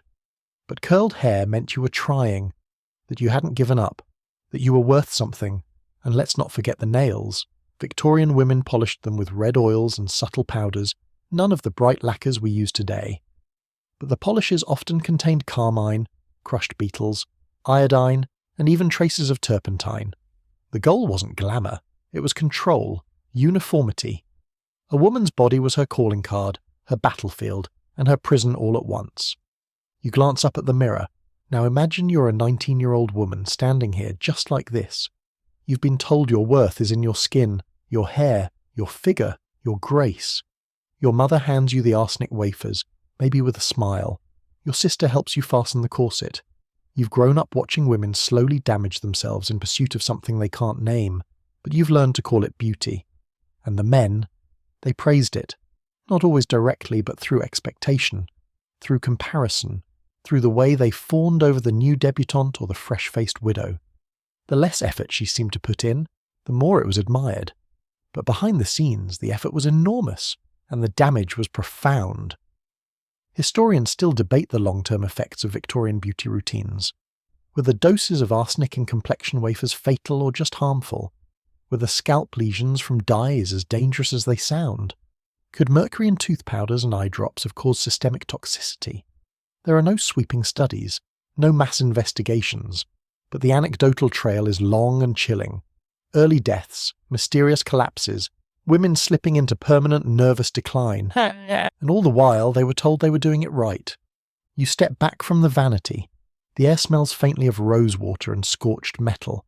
The mirror doesn't show your reflection clearly, just a ghost of your shape, a blur. Which feels fitting, really, because most of the women who sat here, day after day, slowly making themselves beautiful, were also making themselves disappear. And no one warned them, because a pale face with clear skin, bright eyes and fair hair was worth the price, even if the price was your health, your mind, your life. You shut the drawer. The dressing room goes quiet again. You step away from the dressing room and its chemical battleground of powders and poisons, heading down another narrow hallway lined with doors. You've seen what the adults endured to look alive, but now, as you open the next door, you come face to face with something even more unsettling. The place where the children were supposed to play. It's a bright little room, sunny, dust-swirled and silent. A low bookshelf rests beneath the window, its volumes worn from tiny hands. There's a rocking horse near the fireplace, its painted eyes faded but still wide with a kind of frozen glee. And scattered across the rug, half-tucked beneath an old wooden toy chest, are the remnants of childhood joy. Marbles, tin soldiers, spinning tops, a few stiff-limbed dolls. It's the picture of innocence. Until you look closer. You kneel near a doll dressed in blue, her cheeks a vivid, unnatural pink. That colour, not blush, not harmless paint. It's vermilion, an ancient pigment made from mercury sulfide.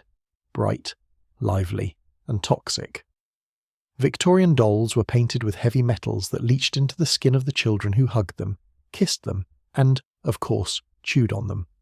Toddlers gnawed on these heads, tugged at the clothes, sucked fingers after adjusting a bow, the same fingers that had just been rubbing lead-based paint off tin soldiers and green dye from dollhouse wallpaper.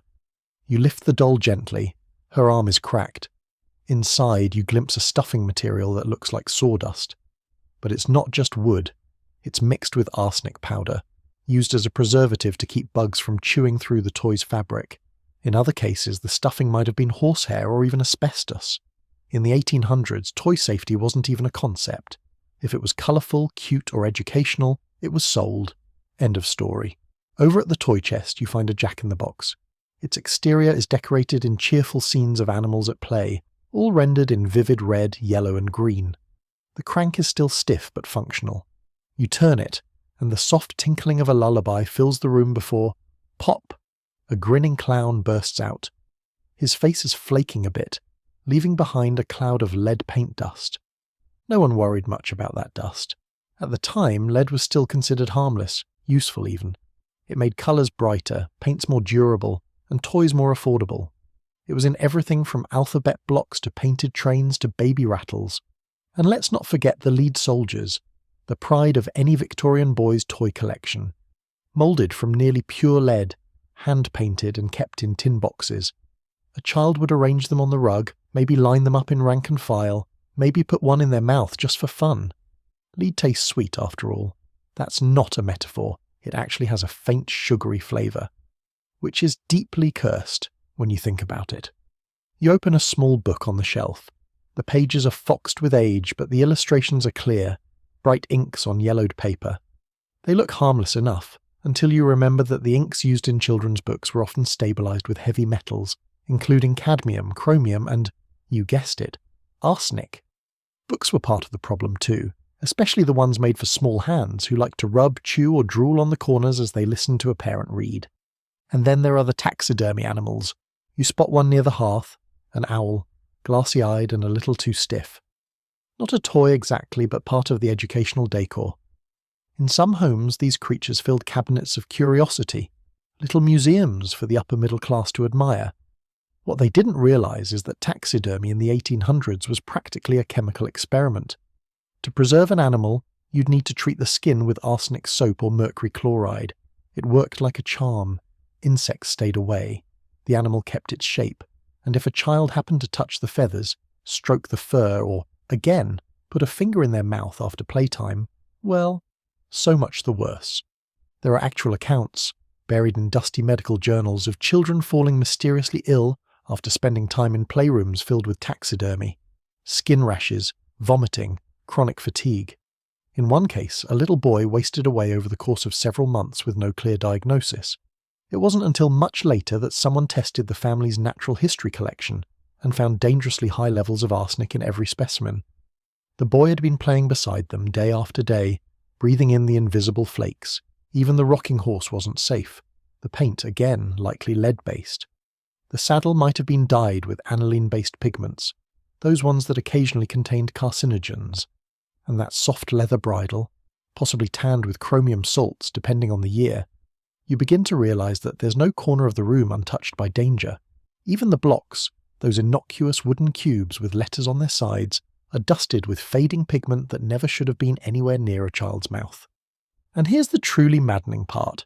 Children got sick all the time, and no one saw the connection. Illness was a constant in the Victorian world. Children died young often. From typhus, from cholera, from croup, from mysterious wasting diseases that no one had a name for. If a child started vomiting, or sleeping too much, or developing sores, it was simply another tragedy in a long line of tragedies. No one pointed at the doll. No one suspected the bookshelf. The idea that a toy could be dangerous? Laughable. After all, if it was sold in a shop, it must be fine. There were warnings now and then. A few doctors raised concerns about lead paint, especially after seeing workers in toy factories fall ill. But most of those warnings were buried in technical papers, far from the eyes of parents. Manufacturers brushed them off. Paint made toys beautiful. Colour sold. And besides, everything was dangerous. Wasn't that just life? One particularly haunting incident happened in Paris in the late 1800s. A toy maker's apprentice died after spending years painting toy soldiers with green dye. His fingernails turned black. His breath went sour. He began hallucinating. They called it apprentice's fever. Only later did someone realise it was chronic arsenic exposure, and the same paint was being used on toys shipped across Europe, right into children's hands. You sit down in the tiny wooden chair beside the toy chest. The room is too quiet now. You imagine a child laughing here, feet swinging, playing with a painted top, licking a sticky finger before turning the page of a picture book. And you realise there was no safe place for them, not the nursery, not the bath, not even here in the one room built for joy. The toys didn't just entertain, they harmed. Quietly, slowly, persistently, and the children never saw it coming. You leave the playroom behind, closing the door softly like you're trying not to wake the ghosts. Back in the hallway, the light shifts again, dimming as the sun drifts lower and shadows stretch longer. You turn toward a side room, smaller, more intimate. Not a bedroom, not a nursery, but a kind of powder room perhaps, a private space for final touches. A mirror hangs on the far wall, gilt-framed and slightly tilted, as though someone left in a hurry. Below it, a wash basin and a delicate shelf cluttered with tiny glass bottles, most of them stoppered, all of them long forgotten, and that's when the scent hits you. Sweet, heavy, overwhelming in a way that clings to your throat rather than your nose. Like wilted violets drowned in syrup and aged in mothballs, you inhale and immediately regret it. There's something cloying, chemical, almost rotten beneath the sweetness. And that's your first clue. You've entered the perfumery chamber, the olfactory minefield of the Victorian home. Victorian people were obsessed with smell, not fragrance, smell. They were terrified of bad air, stench, miasma. The belief that disease rode into your lungs on foul odours was widespread and persistent, even as germ theory took root. And because soap and regular bathing were luxuries, not habits, most people resorted to layering themselves in perfume. But Victorian perfume wasn't just about romance or refinement. It was a matter of survival. Social, medical, and ironically, actual survival, depending on what you were applying. You pick up the first bottle on the shelf. Its label has long since faded, but a delicate hand-painted flower gives it away. Lily of the Valley. A popular scent. Innocent, right? Except the base of this perfume was likely infused with coal tar derivatives and alcohols that were barely distinguishable from solvents. Industrial-grade ethanol, benzene, even formaldehyde in some cases. Mixed with essential oils and aged in tin or lead-lined containers, these perfumes were small-scale science experiments, each with the potential to irritate the skin, inflame the lungs, or simply knock you flat with prolonged use. And it wasn't just about dabbing it on your wrists. Oh no! Women sprayed perfume on their handkerchiefs, dabbed it behind their ears, on their corset linings, even inside their gloves so the scent lingered with every movement. They soaked their letters in it, carried scented pomanders in their pockets, scented wax beads were sewn into hems and sleeves. The goal was not to smell pleasant, it was to outperform the stink of the world and your own unwashed body. You open a small silver locket on the table. Inside is a sponge, still faintly perfumed, the scent clinging even after all this time. These were called vinaigrettes, tiny wearable perfume boxes designed to hold strong-smelling substances. Some were dipped in vinegar and herbs, others in ammonia-based blends. Women would press them to their noses in public when walking through the streets, especially near horse droppings or open gutters, and breathe in deeply, trusting the perfume to block out sickness. Except, of course, the perfume was often worse. One of the most bizarre dangers came from synthetic musk. Natural musk, harvested from glands of deer, grossly enough, was expensive. So chemists developed synthetic alternatives derived from nitrobenzene and other chemicals that had no business being near your skin. Musk ambrette in particular was commonly used and later found to be phototoxic, causing skin burns and blisters in sunlight. But back then, it was just the scent of sophistication. You lift another bottle, this one labelled Otto of Rose, a classic, expensive, often faked. Cheaper perfumes used copper salts to enhance the colour and turpentine as a base to stretch the formula. Some included mercury compounds to fix the scent longer onto the skin, and if you thought perfume was something women wore in small, dainty spritzes, think again. They bathed in this stuff. Perfumed soaps, perfumed lotions, perfumed hair tonics and toilet waters. The average woman's daily routine was an endless layering of fragrance, each one whispering a different kind of hazard into her pores. And men weren't exempt. Victorian gentlemen had their own colognes, hair oils, beard waxes, and scented moustache creams. Bay rum, a wildly popular aftershave, often contained clove oil and alcohol so strong it could double as paint thinner. And the bottles didn't always come with safety instructions.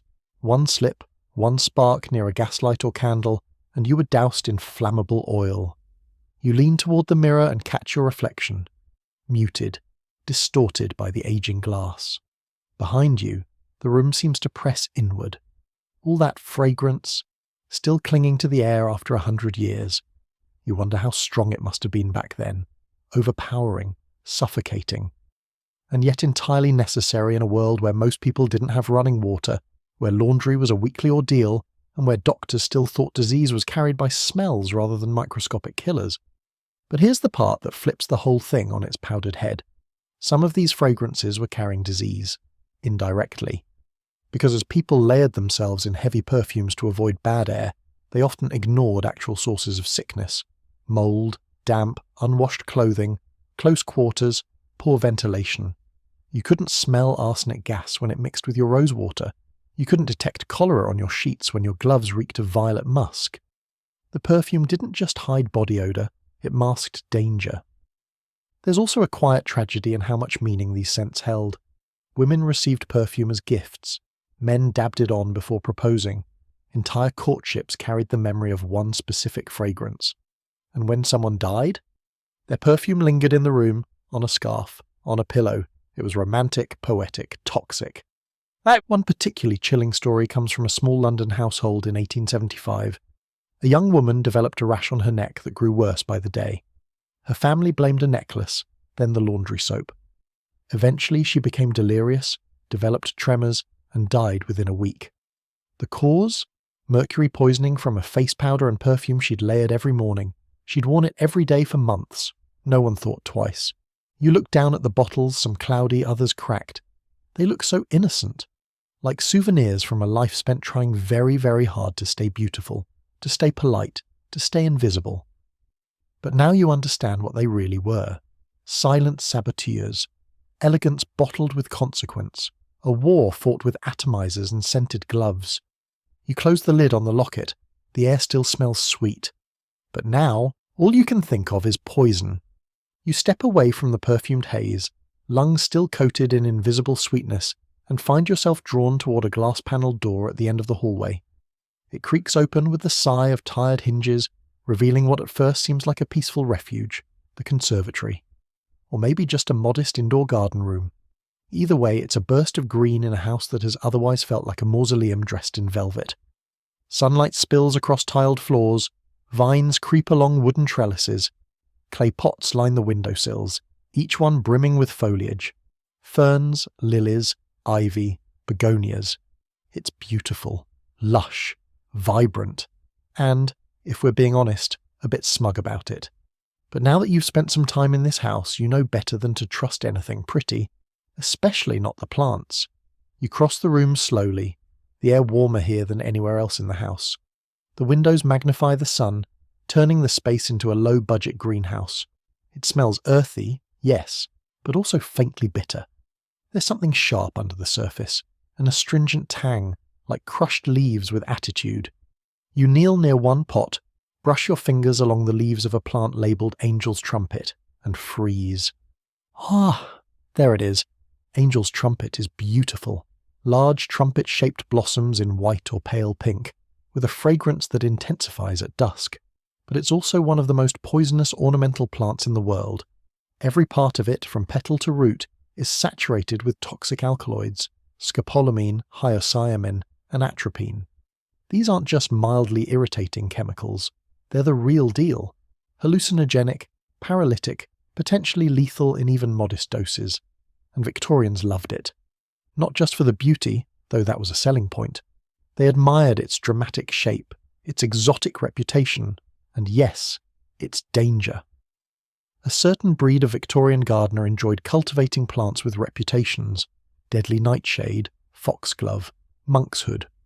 All of them now considered poison garden plants, but back then, they were signs of sophistication. To grow something dangerous and beautiful was a kind of flex, a nod to classical knowledge, a bit of ancient Rome in a modern parlour. You pass a small table with a notebook sitting open, someone's plant journal, judging by the faded ink, a list of bloom times, watering notes, maybe even a pressed leaf between pages. It's all charming, until you spot the Latin names, Digitalis purpurea, foxglove, another killer. It looks like an innocent bell-shaped flower, often grown for its tall stalk and elegant silhouette. But foxglove contains digitalin, a compound that affects the heart. In precise clinical doses, it's still used today in medicine. But touch the plant, let the oils absorb through the skin, or worse, let a child chew a flower head, and it can cause nausea, hallucinations, convulsions, and eventually death. The same goes for oleander, also represented here in a cracked ceramic pot. Oleander is relentless. One leaf is enough to kill a child. Its sap is milky, sticky, and absorbed through the skin. Yet people kept it indoors, on windowsills, in nurseries, watered it in teacups, trimmed it with bare hands. You reach toward a hanging fern, a humble Boston fern maybe, and feel the prickle of another realization. Even the non-lethal plants could be dangerous. Why? Mold, fungal spores, insects. These houseplants were often overwatered, their soil rarely changed, and their drainage poor. In the damp, dark corners of Victorian homes, potted plants became tiny ecosystems of rot and spores. And guess what? That mold could release mycotoxins. Not deadly in one sniff, but over time, enough to cause respiratory issues, especially in a house already steeped in gaslight, coal dust, and arsenic wallpaper. And there's another layer. Because nothing in this house works alone. Let's say you touch your oleander, then adjust your collar. You've just transferred sap to your skin. Then you dab some arsenic-laced face powder on your cheek. Then you light a coal fire with sulphur-smudged hands, inhale a little gaslight exhaust, and finally settle in for tea, steeped in water that may or may not have travelled through lead pipes. This is the Victorian combo meal, every detail added up. The poison wasn't always in the dose, it was in the accumulation. You walk to the far end of the conservatory where a single rosebush sits in a wide terracotta planter. The petals are deep red, brittle with age. Roses themselves aren't toxic, but the powder dusted on them might have been. Gardeners of the time frequently treated indoor plants with copper-based fungicides and arsenic-derived insecticides, and when that dust settled, it coated every surface. Windowsills, tabletops, the arms of chairs dragged too close to the plants, even the food if you were daring enough to host tea among the greenery.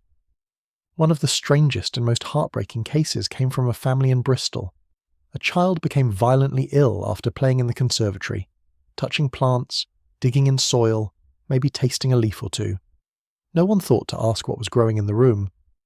When they finally tested the plants, they found a collection of species that read more like a witch's garden: datura, oleander, yew.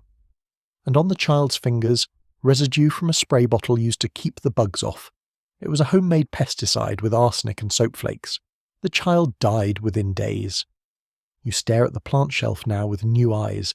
Victorian homes weren't content with killing you in the air, in the water, on the walls. They brought death to life, dressed it in petals, called it refined. And to be clear, not every plant in a Victorian home was lethal.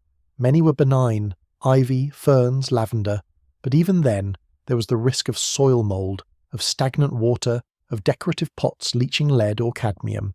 And again, the context matters. These plants were being raised in rooms with no airflow, lit by gas and candle, coated in coal soot, surrounded by textiles that trapped every airborne contaminant. You move back toward the door, the warmth of the room clinging to your clothes like steam. One last glance at the angel's trumpet swaying just slightly as if in greeting, or warning. It's beautiful, really. But you know what lives in those petals. You close the glass door behind you, and for a moment you swear the air tastes sharper. You step back into the cooler hallway, your lungs grateful for the thin, stale air after the botanical death trap you've just left behind. But the house isn't done with you yet. Far from it. You follow the hallway toward the rear of the home, where the floors grow a little more uneven, the wood more worn. There's a door on the left, unassuming, utilitarian. You open it and immediately recoil. The smell hits first. Pungent, acrid, not rot, not decay, but something sharper, something chemical. You blink as your eyes sting slightly, and that's when you realize where you've just stepped. It's the scullery, or maybe the back pantry. Either way, this room didn't belong to the lady of the house. It belonged to the ones who worked for her. And it's here, tucked behind the nicer parts of the home, where one of the most ruthlessly accepted killers lived: rat poison. It sounds so basic, doesn't it? So ordinary. Rat poison, a necessary evil. But in the Victorian home, pest control wasn't just dangerous. It was practically recreational. You scan the shelves, tins and boxes, a few unmarked glass jars. One label reads "rough on rats," which sounds like a joke until you remember that this stuff killed thousands, humans included. In the mid to late 1800s, rat poison came in 3 terrifying flavours: arsenic, strychnine, and phosphorus. All of them easy to buy. All of them often stored in the open, beside spices or flour, because no one thought twice about a little overlap. You reach up and pull down a small tin with peeling paint. The label reads "Vermin Exterminator, Guaranteed Swift Action." The main ingredient? Strychnine. Derived from the seeds of the Strychnos nux vomica tree, this compound doesn't kill quietly. It doesn't sedate. It doesn't drift you off in your sleep. No, strychnine attacks. It causes violent convulsions, muscle rigidity, and full-body seizures while the mind stays horrifyingly clear. It's the kind of death that turns your body into a steel trap while your brain screams inside it. Now imagine that's stored next to the baking powder, because it was. There are dozens of stories, quiet, tragic ones, of accidental poisonings from substances meant for rats and roaches. A maid scoops the wrong powder into a pie. A child finds a tin labelled rat cake and assumes it's, well, cake. In one particularly infamous case, a husband baked biscuits with flour unknowingly laced with strychnine. He survived. His wife didn't. They'd used the same flour bin. The difference? He was making breakfast. She was making dessert. And then there was phosphorus. Less dramatic than strychnine maybe, but still horrible in its own right. Often used in homemade rat pastes or matchsticks, white phosphorus was a stealth killer. It caused phossy jaw in match factory workers, a disease where the jawbone literally rotted away, producing pus that glowed faintly in the dark. Some rat poisons used phosphorus dissolved in oil or milk, disguised with flour or sugar, then rolled into little balls and placed under floorboards or behind cupboards. Now picture a toddler crawling after a toy. Now picture that toy rolling into the corner behind the cupboard. You'd be surprised how many accidents were later quietly rewritten as suicide, or ignored altogether. Which brings us to a darker truth. Not all poisonings were accidents. Rat poison was a tool for the desperate, for the abused, for the overworked, for the women with no options and the servants with no voice. It was cheap, easy to acquire, and, if done carefully, hard to detect. It's estimated that in certain decades, arsenic was used in over 30% of domestic homicides in England, and much of it came from tins just like the ones on these shelves. One case, still debated by historians, involved a cook who was accused of poisoning the master's stew after years of mistreatment. He died. She didn't deny it. She said only, he should have eaten less. They hanged her. But the press couldn't decide whether to paint her as a monster or a martyr. There were too many similar stories. Wives, maids, sisters, even children, in rare, heart-wrenching cases. You crouch beside the small fireplace in the corner of the scullery. This is where the rat cakes would have been baked quietly, after hours, when no one was watching. And maybe, sometimes, they weren't just for rats. Even the language around poison was casual. Arsenic was often sold as white powder or inheritance powder. Strychnine was called the poor man's pistol. No loud bang, no trail of blood, just a dose stirred into porridge, just a spoonful mixed into tea. Domestic murder was so common that books were written warning housewives how to avoid accidentally killing their husbands. And then there was the regulation, or lack thereof. Poisons were sold over the counter. Some shops required signatures, others didn't. Most bottles had vague labels at best. Poison might be stamped on the side, but it looked no different than the bottle of hair tonic beside it. There were no childproof caps, no safety seals, no limits on how much you could buy. You could walk out of a pharmacy with enough arsenic to kill 10 people, and no one would blink. For rats, you'd say, and that was that. You stand and glance at the wooden work table. It's stained with years of use. Maybe blood, maybe wine, maybe something worse. There's a knife lying beside a mortar and pestle. You imagine a cook here, grinding something into dust, sneaking glances toward the door. Was it for rats, for pests, or for someone who didn't come home from the pub that night? And then there's the other side of this. The slow poisonings. The ones that weren't even intentional. Rat poison residue could end up in the air, on the floors, in food stored too close to the bait. Arsenic particles don't sit quietly, they drift. And in homes with poor ventilation, they settle where people breathe. You didn't have to ingest a whole spoonful, just enough, just often, just long enough for your liver to give out. And when it did, they'd say you had a weak constitution, or bad luck. You move toward the door but pause for one last look. The tins, the glass jars, the broken mortar. It's all so ordinary. You wouldn't think twice walking past it, but now you know. This room wasn't just where rats died. It's where people made decisions, where revenge took shape, where accidents blurred into murder, where desperation clung to every shelf like dust. In the Victorian home, poison didn't have to hide. It just had to wait. You close the scullery door gently behind you, like you're sealing something in. The air in the hallway feels cleaner now, thinner, sharper maybe, but it's hard to tell if that's real or if your brain is just grateful to be away from tins of rat murder and strychnine soufflé. You move toward the back of the house again, this time entering through a broad doorway into a room that should have been safe, familiar, comforting, the kitchen. At first glance, it's charming. A large wooden table sits at the centre, worn smooth by decades of kneading and chopping. There's a cast iron stove against one wall, its surface soot-streaked and gleaming with the kind of oil that only comes from years of use. Copper pots hang overhead, catching the light through a small smoke-fogged window. The room feels alive, or like it was alive, still haunted by the smells of roasting meat, freshly baked bread, and something just slightly burnt at the edges. This should have been the heart of the house, but instead, it's a minefield. Because while the Victorian kitchen may have looked like a place of nourishment and warmth, it was in practice one of the most casually explosive rooms in the home, both chemically and literally. You step toward the stove, massive, cast iron, coal-fed. It radiated heat, cooked meals, warmed water, and doubled as a furnace in cold months. But it also burned dirty.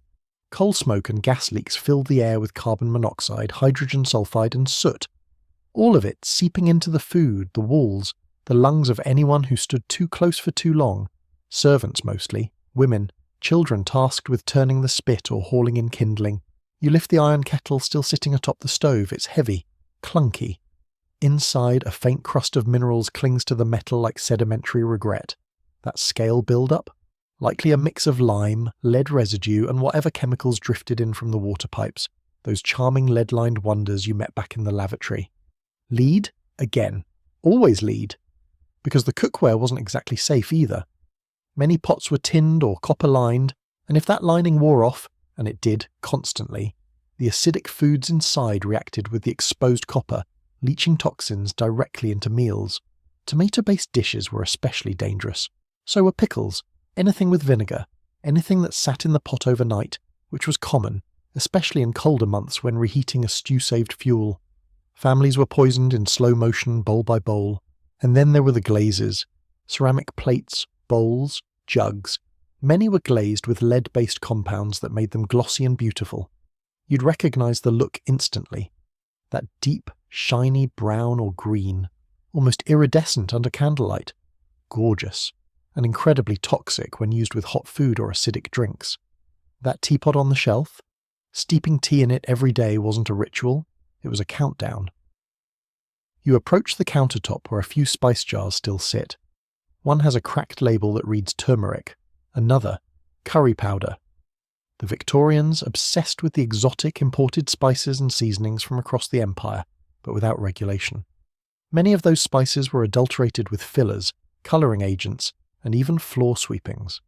Yellow spice blends were bulked up with lead chromate to deepen the colour and mimic freshness, and people sprinkle that directly onto their food. One particularly infamous case happened in 1858 in Bradford, where confectioners accidentally used arsenic-laced powdered gypsum instead of sugar in a batch of peppermint candies. 21 people died, hundreds fell ill. The worst part? It wasn't sabotage, it wasn't even negligence in the usual sense. It was just how things worked. Adulterants were everywhere. Food colouring wasn't regulated. You trusted what looked good, and if your candy was brightly coloured and your curry golden, you assumed it was delicious. Spoiler, it might have been fatal. You glance at the butter churn in the corner. Even dairy wasn't sacred. Milk was often watered down, then whitened again with chalk or plaster dust. Sometimes it was thickened with starch or, worse, embalming fluid. Formaldehyde in milk was so common that children died by the dozens during cholera outbreaks, not because of the disease itself, but because their immune systems were already wrecked by chemical exposure. It took decades of public health pressure just to get milk standards enforced. And before that, you drank what was on hand, and hoped. You crouched near the pantry shelves. They're mostly bare now, but a few jars remain, preserves sealed in cloudy glass, their contents faded to indistinct blobs. In Victorian times, preserving meant more than just boiling fruit with sugar. Some households added salicylic acid, borax, or even coal tar-based preservatives to prevent mould. These were sold in tidy packages, recommended in cookbooks, and marketed as safe and modern. But many of them interfered with digestion or caused cumulative toxicity when used long-term. And while you're here, let's talk about the literal fire hazard. Stove explosions were common, gas lines were unreliable, coal hoppers could clog and then detonate if someone didn't know what they were doing. Kitchens went up in flames often, and when they did, the cooks were the ones who paid. Imagine leaning over a pot when the gas doesn't catch right. 1 second you're waiting for a flame, the next your eyebrows are gone and your sleeves are on fire, which brings us to accidents. Slippery floors, hot oil, dull knives, heavy iron pans falling from high shelves, boiling liquids sloshing onto bare arms, burns, cuts, broken bones. There were no first aid kits, no cold water on tap, no burn creams, no painkillers beyond laudanum or a quick shot of gin. Servants were expected to work through injuries. Mistakes were covered up. And if someone died from an infected wound, a shame, they'd say. She was young. One case stands out.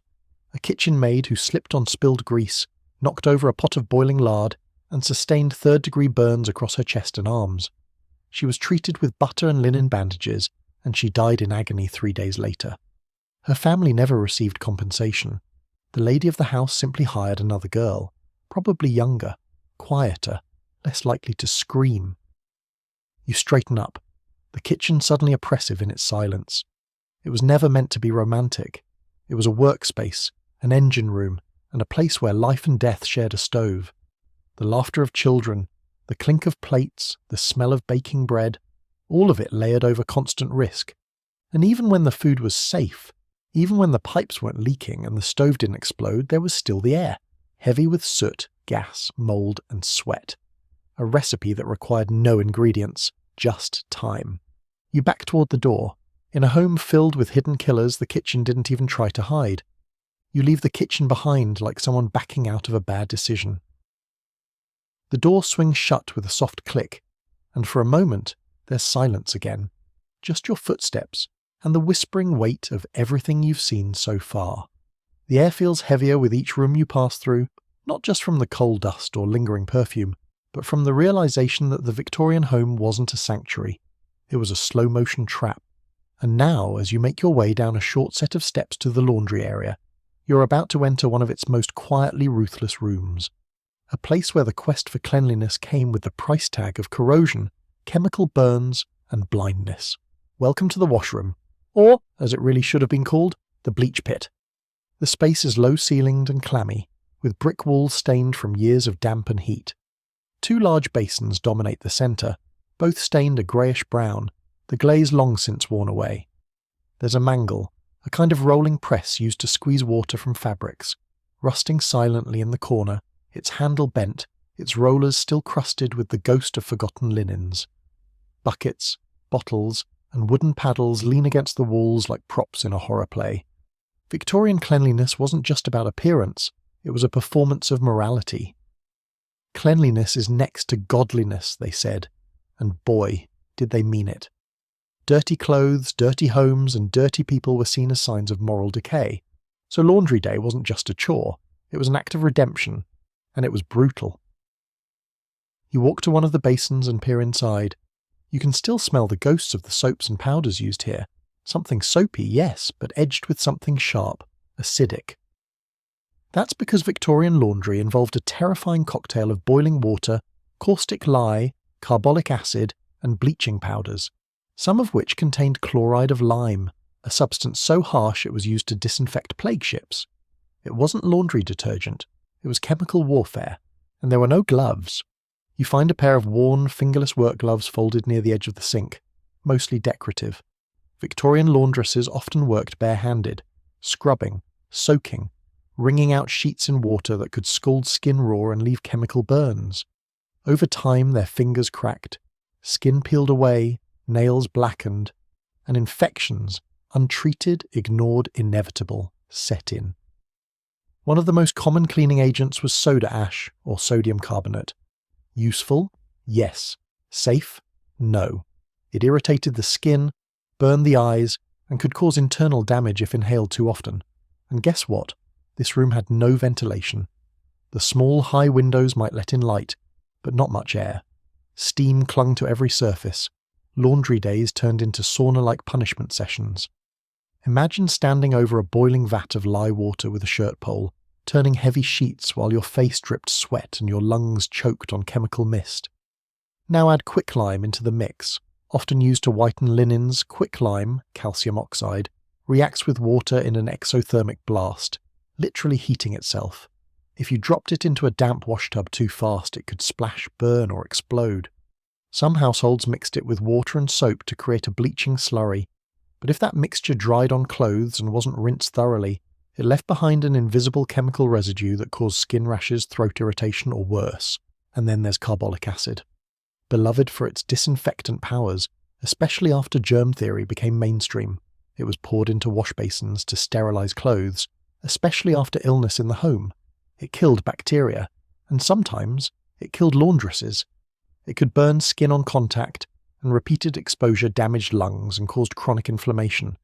Yet it was sold in large bottles with for household use, printed right on the label, like it was nothing more dangerous than lemon juice. You spot one such bottle on a shelf now. Thick glass, heavy, still faintly sticky at the base.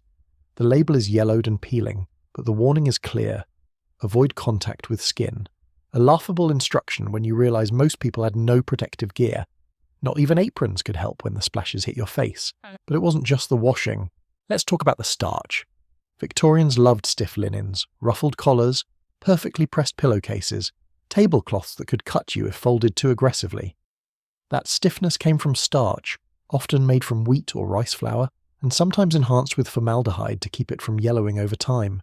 Yes, formaldehyde. The same stuff used to preserve dead bodies, applied directly to your pillowcases and your child's nightgown. In high doses it caused respiratory issues.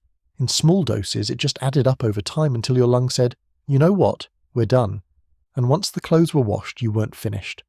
They had to be dried, often indoors near the fire or stove because outdoor drying in damp England wasn't always an option. That meant rooms filled with steam, mould, mildew, spores. Remember those houseplants from earlier? Laundry contributed to that same closed-loop humidity nightmare. The damp fed the mould fed the lungs, and the lungs fed the doctors, who shrugged and prescribed rest or a change of scenery. Usually somewhere drier, like a coastal sanitarium.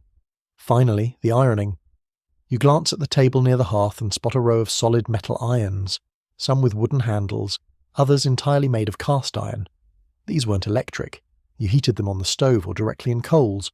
No temperature control, no off switch. You tested the heat with a flick of water, or the back of your hand. Too hot, and it scorched the fabric. Too cold, and you had to repress everything.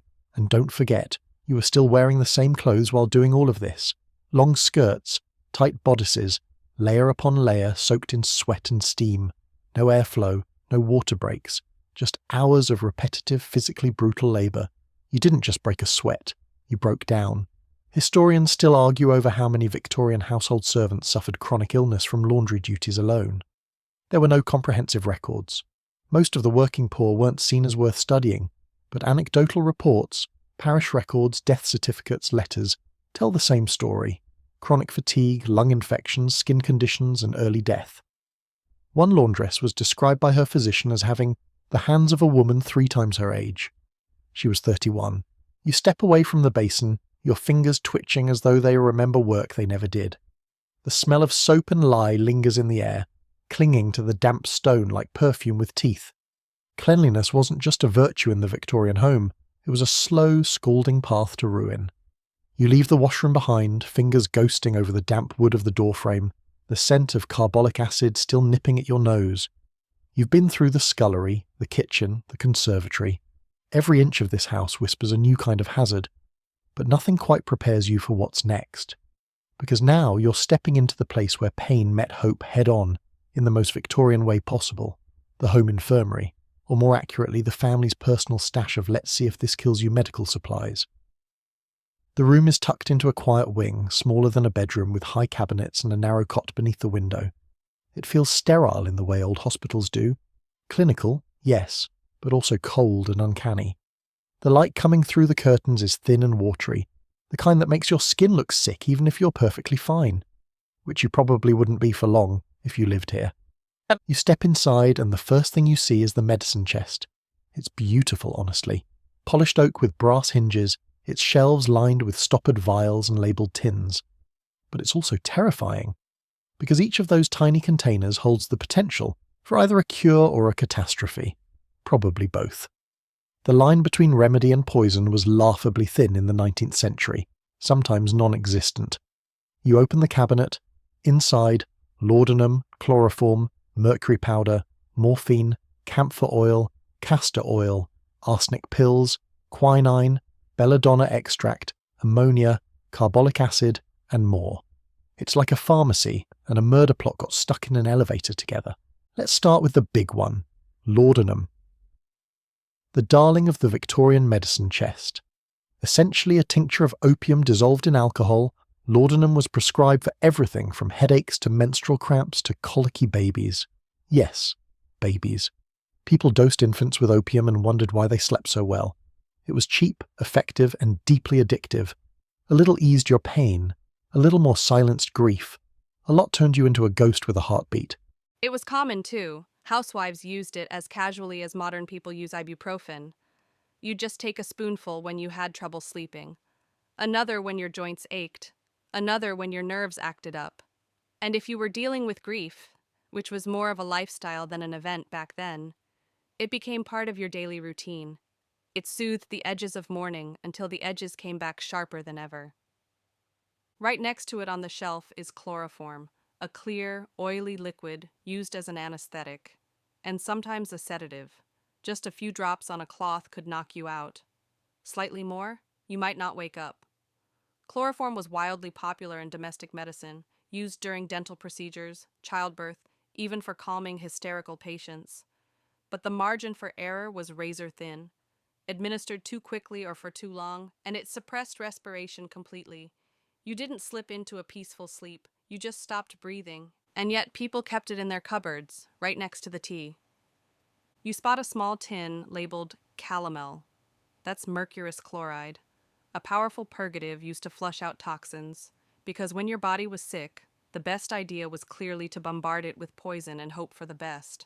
Calomel caused severe diarrhea, vomiting, and often irreversible kidney damage. It was prescribed liberally, particularly for syphilis and digestive issues, and eventually led to mercury poisoning in countless patients. The side effects? Tremors, madness, organ failure, but at least your bowels moved. You scan the rest of the cabinet. Belladonna, again, used for headaches and muscle spasms, despite its tendency to dilate pupils, increase heart rate, and cause hallucinations. Ammonia for fainting spells. Camphor to reduce fevers, despite being toxic in large doses. Arsenic pills to stimulate appetite or treat skin conditions. And morphine, the more refined cousin of laudanum, often injected with glass syringes that were sterilized by waving them over a candle. Then there's the stuff you inhaled. Sal volatile, an ammonium carbonate mixture, was kept in little bottles to revive fainting women, especially when corsets had taken their breath and gaslight had taken the oxygen. One sharp sniff jolted you back upright, assuming it didn't make you vomit instead. The fringe fact that gets you here? Some families used their medicine chests to host parties. Poison parties, they were sometimes called, though usually whispered about. Well-to-do ladies would gather and compare tonics, offering samples like they were discussing perfume. One woman might bring her opium syrup. Another, a homemade tincture of cannabis and belladonna. They weren't getting high exactly. They were numbing themselves from a world that that wouldn't let them scream. You spot a long metal tool on the table, a scarificator, used for bloodletting. Flip the lever, and a set of tiny blades pops out to slice the skin, draining the bad humors. Even after germ theory started replacing humorism, bloodletting stayed popular. Because once something gets into a culture's bloodstream, literally and metaphorically, it's hard to drain it out. Pun very much intended. You open a drawer and find bandages, coarse, yellowed, crusted with old powders, probably dusted with boracic acid, the antibacterial of the day. Not a terrible idea in theory, but when misused, or reused, which was common, it became a vector for infection. A wound cleaned with contaminated cloth could turn septic in days. And remember, antibiotics hadn't been invented yet. Once infection set in, the options were limited. More carbolic acid, a prayer, maybe amputation. And if someone went mad, if their illness wasn't physical but emotional, there were tonics for that too, mostly alcohol-based, heavily laced with narcotics, and sometimes combined with electrotherapy, small shocks delivered to the temples to calm the mind. If that didn't work, they might be confined to their room with dark curtains and silence. You didn't get better, you got quieter. You step back from the medicine chest, struck by how official everything looks. The bottles are neatly labeled. The scales for measuring powders are precise. This was a room built on trust. Trust that medicine would heal, that tonics would soothe, that the doctor's handwriting was legible and his dosages accurate. But mistakes were constant. Mislabeling, miscalculating, misunderstanding. The open scholarly debate still lingers. Were these treatments genuine attempts at healing, or were they more about control? Especially when used on women, children, the working class. Laudanum didn't just dull pain, it dulled protest. Morphine didn't just ease childbirth, it silenced fear. Was Victorian medicine advancing? Or was it just changing how suffering looked? You close the medicine cabinet. The bottles clink softly like glass teeth chattering in a cold mouth. In the Victorian home, being sick wasn't the most dangerous thing. Trying to get better was. You leave the medical room with the kind of caution usually reserved for tiptoeing past a sleeping tiger. Every bottle, every label, every dried-out tincture now feels like a threat politely dressed in Latin. As you make your way down a narrower corridor lined with dark paneling, you start to notice something else. The mood of the house has shifted. The colors are deeper, the light is softer, muted. The air, somehow, feels heavier. Not dusty, but saturated. Perfumed, perhaps, but not in the flirty, rosewater way from earlier. This scent is darker, earthier, cloying. You've entered the morning room, yes. The Victorians had a room for that. Sometimes it was the front parlor, sometimes a converted bedroom. But during a mourning period, and in this era, mourning was practically a permanent state for some families, it transformed into a stage of grief. Heavy black curtains, covered mirrors, candelabras snuffed low, wreaths of immortelles, those brittle, everlasting flowers made from wire and wax, hung on the door like wreaths of sorrow preserved in time. You feel it immediately, a kind of emotional humidity, as if sadness itself has been laminated onto the wallpaper. A table sits in the center, draped in thick velvet. Atop it, a few framed photographs, mourning portraits. One of a child, eyes closed, hands folded. Another of a young woman, dressed formally, her face pale, hair styled, body posed. It takes a second before you realize she's not asleep. She's dead. This was the custom. Post-mortem photography. A final portrait to capture the body in the stillness of death, sometimes with eyes painted onto closed lids, or living siblings posed beside the corpse, trying not to blink. Creepy? Maybe, but it was normal back then. A cherished keepsake. And the body? Oh yes, that was here too. For days. Victorians didn't rush funerals. The deceased was often laid out in the home, right in this room, for viewing. Refrigeration wasn't a household thing yet, so embalming, or at least ice blocks, were necessary to keep the body fresh. but embalming was still a fairly new concept, brought into fashion after the American Civil War and slowly adopted across the Atlantic. Many families did it themselves, which is brave and deeply unhygienic. You look toward the cabinet on the wall. Inside, preserved herbs, cloths, a bottle labeled preserving fluid. The ingredients would make a modern pathologist scream: arsenic, mercury chloride, alcohol, formalin. The same toxins used to ward off mold in wallpaper and bugs in taxidermy were now being poured into Uncle Thomas. The process was done at home, often by the local doctor or an amateur mortician, sometimes by the women of the house themselves. The consequences? Let's say they weren't just emotional. Funeral fever, they called it, an actual term used to describe the sudden illnesses that followed large funerals held indoors. Guests would arrive in tight quarters, crammed into the mourning room, seated just feet from the body, sometimes for hours. Windows closed to prevent drafts, because drafts meant death, ironically. Candles burning low, ventilation nil. Combine that with a body in mild decay, and you've got yourself a bacterial rave. Modern scholars now believe funeral fever was likely the result of streptococcal or staphylococcal bacteria spreading via the body or unwashed hands. But in the Victorian mind, it was punishment for excessive grief. Or worse, a sign that the family wasn't truly virtuous.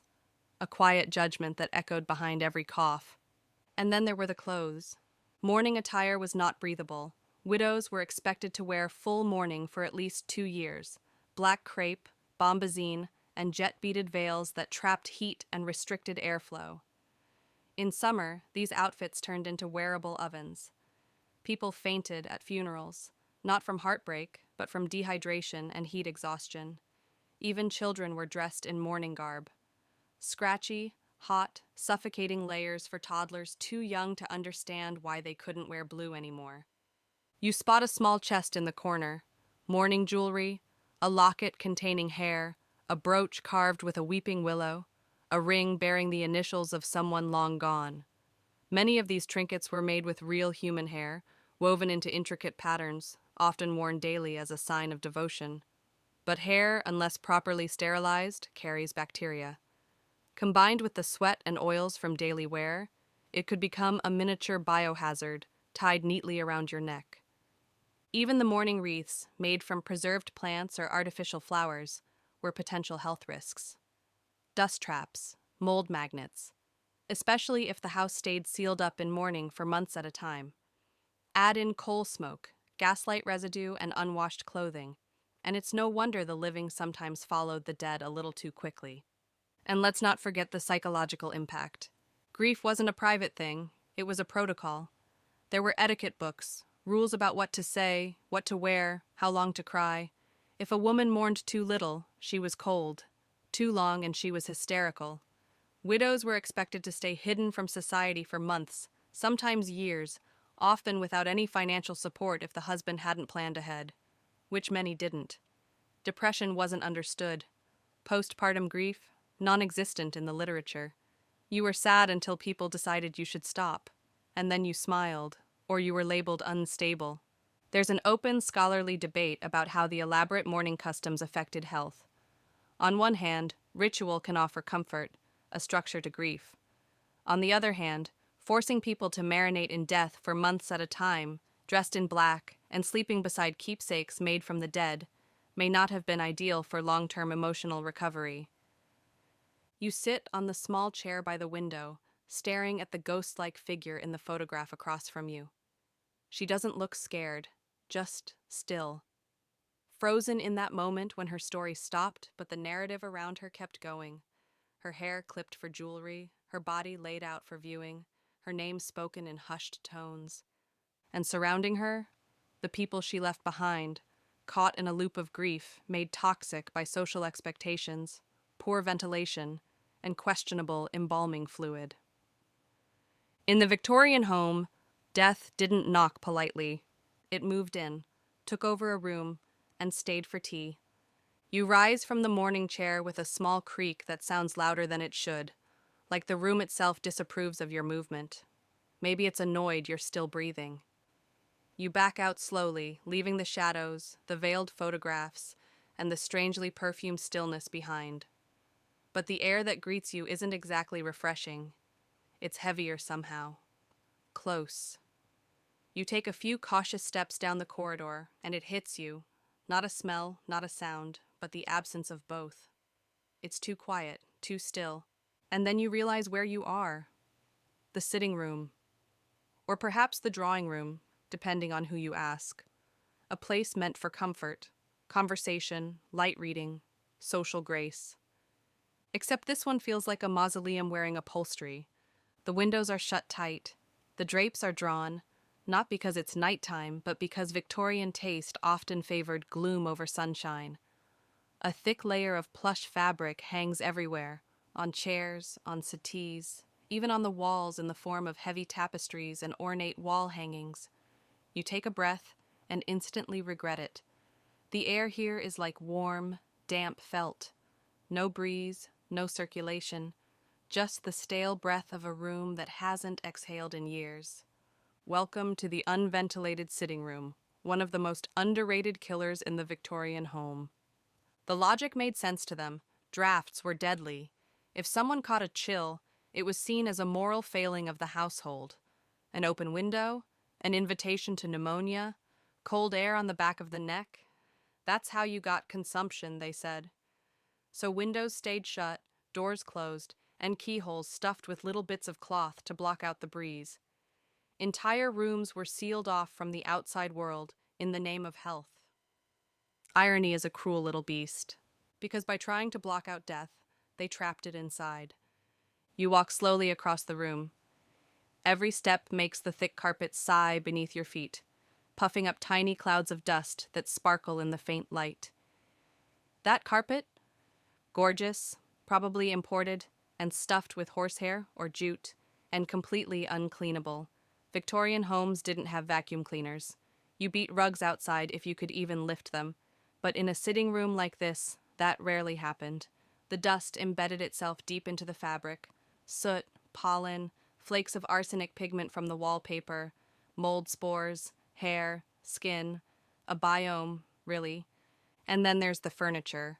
You sit, carefully, on a velvet-cushioned armchair and immediately feel the heat. Not from the seat itself, but from the way it traps your body. Victorian upholstery wasn't breathable. Horsehair stuffing, dense brocade, lacquered wood, all designed to look grand, but functionally, it was like sitting in a sauna wrapped in a corset. The chairs didn't support the body, they contained it. One scholar once referred to Victorian furniture as soft prisons, and honestly, that feels generous. You glance toward the hearth. A coal fireplace, blackened from years of use, sits beneath an ornate marble mantel. It's not burning now, but you can still smell it, sharp, sooty, acrid. Coal fires filled rooms like this with particulate matter, especially when paired with closed windows. The combustion created carbon monoxide and sulfur dioxide, both of which hung in the air long after the fire had gone out. And people lived in this soup, read in it, napped in it, played cards with friends, and then wondered why they developed headaches, nausea, or sudden fits of coughing. There's a small side table with a smoking set, pipe stand, ashtray, a box of snuff. Tobacco was everywhere, and not just for the gentlemen. Many Victorian women smoked too, especially in private sitting rooms. With no ventilation, smoke gathered in layers, seeping into fabric, wallpaper, lungs. Babies sat in laps while cigars burned in nearby fingers.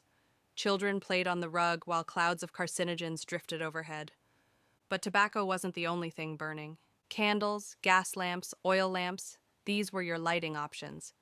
And every one of them had their own special brand of toxicity. Gas lamps in particular released methane and carbon monoxide. If the flame burned yellow instead of blue, you knew it wasn't getting enough oxygen. Problem is, you also weren't.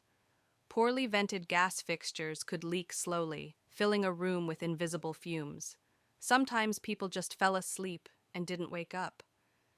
Sometimes they fainted and recovered, never realizing they'd been brushing up against asphyxiation. You walk over to the wallpaper, drawn in by a familiar sickly green. It's always the green, and sure enough, a tiny tear in the corner reveals the telltale powdery residue, arsenic-based pigment. You touch it gently, and it smears like chalk. In rooms with no airflow, even minor disturbances, a breeze from a skirt hem, a sudden laugh shaking the walls, could release tiny particles into the air. They floated there, invisible, waiting for lungs to collect them. Guests would come for tea and leave with sore throats, nausea, maybe something worse. But they wouldn't blame the wallpaper. They'd blame the fish. And then there's the mold. You look up at the ceiling. The corners are just beginning to freckle, little dark spots where moisture has collected. This room, sealed tight, holds every exhale, every teacup steam, every cough. Mold thrived in these conditions, and Victorian buildings weren't insulated like today's homes.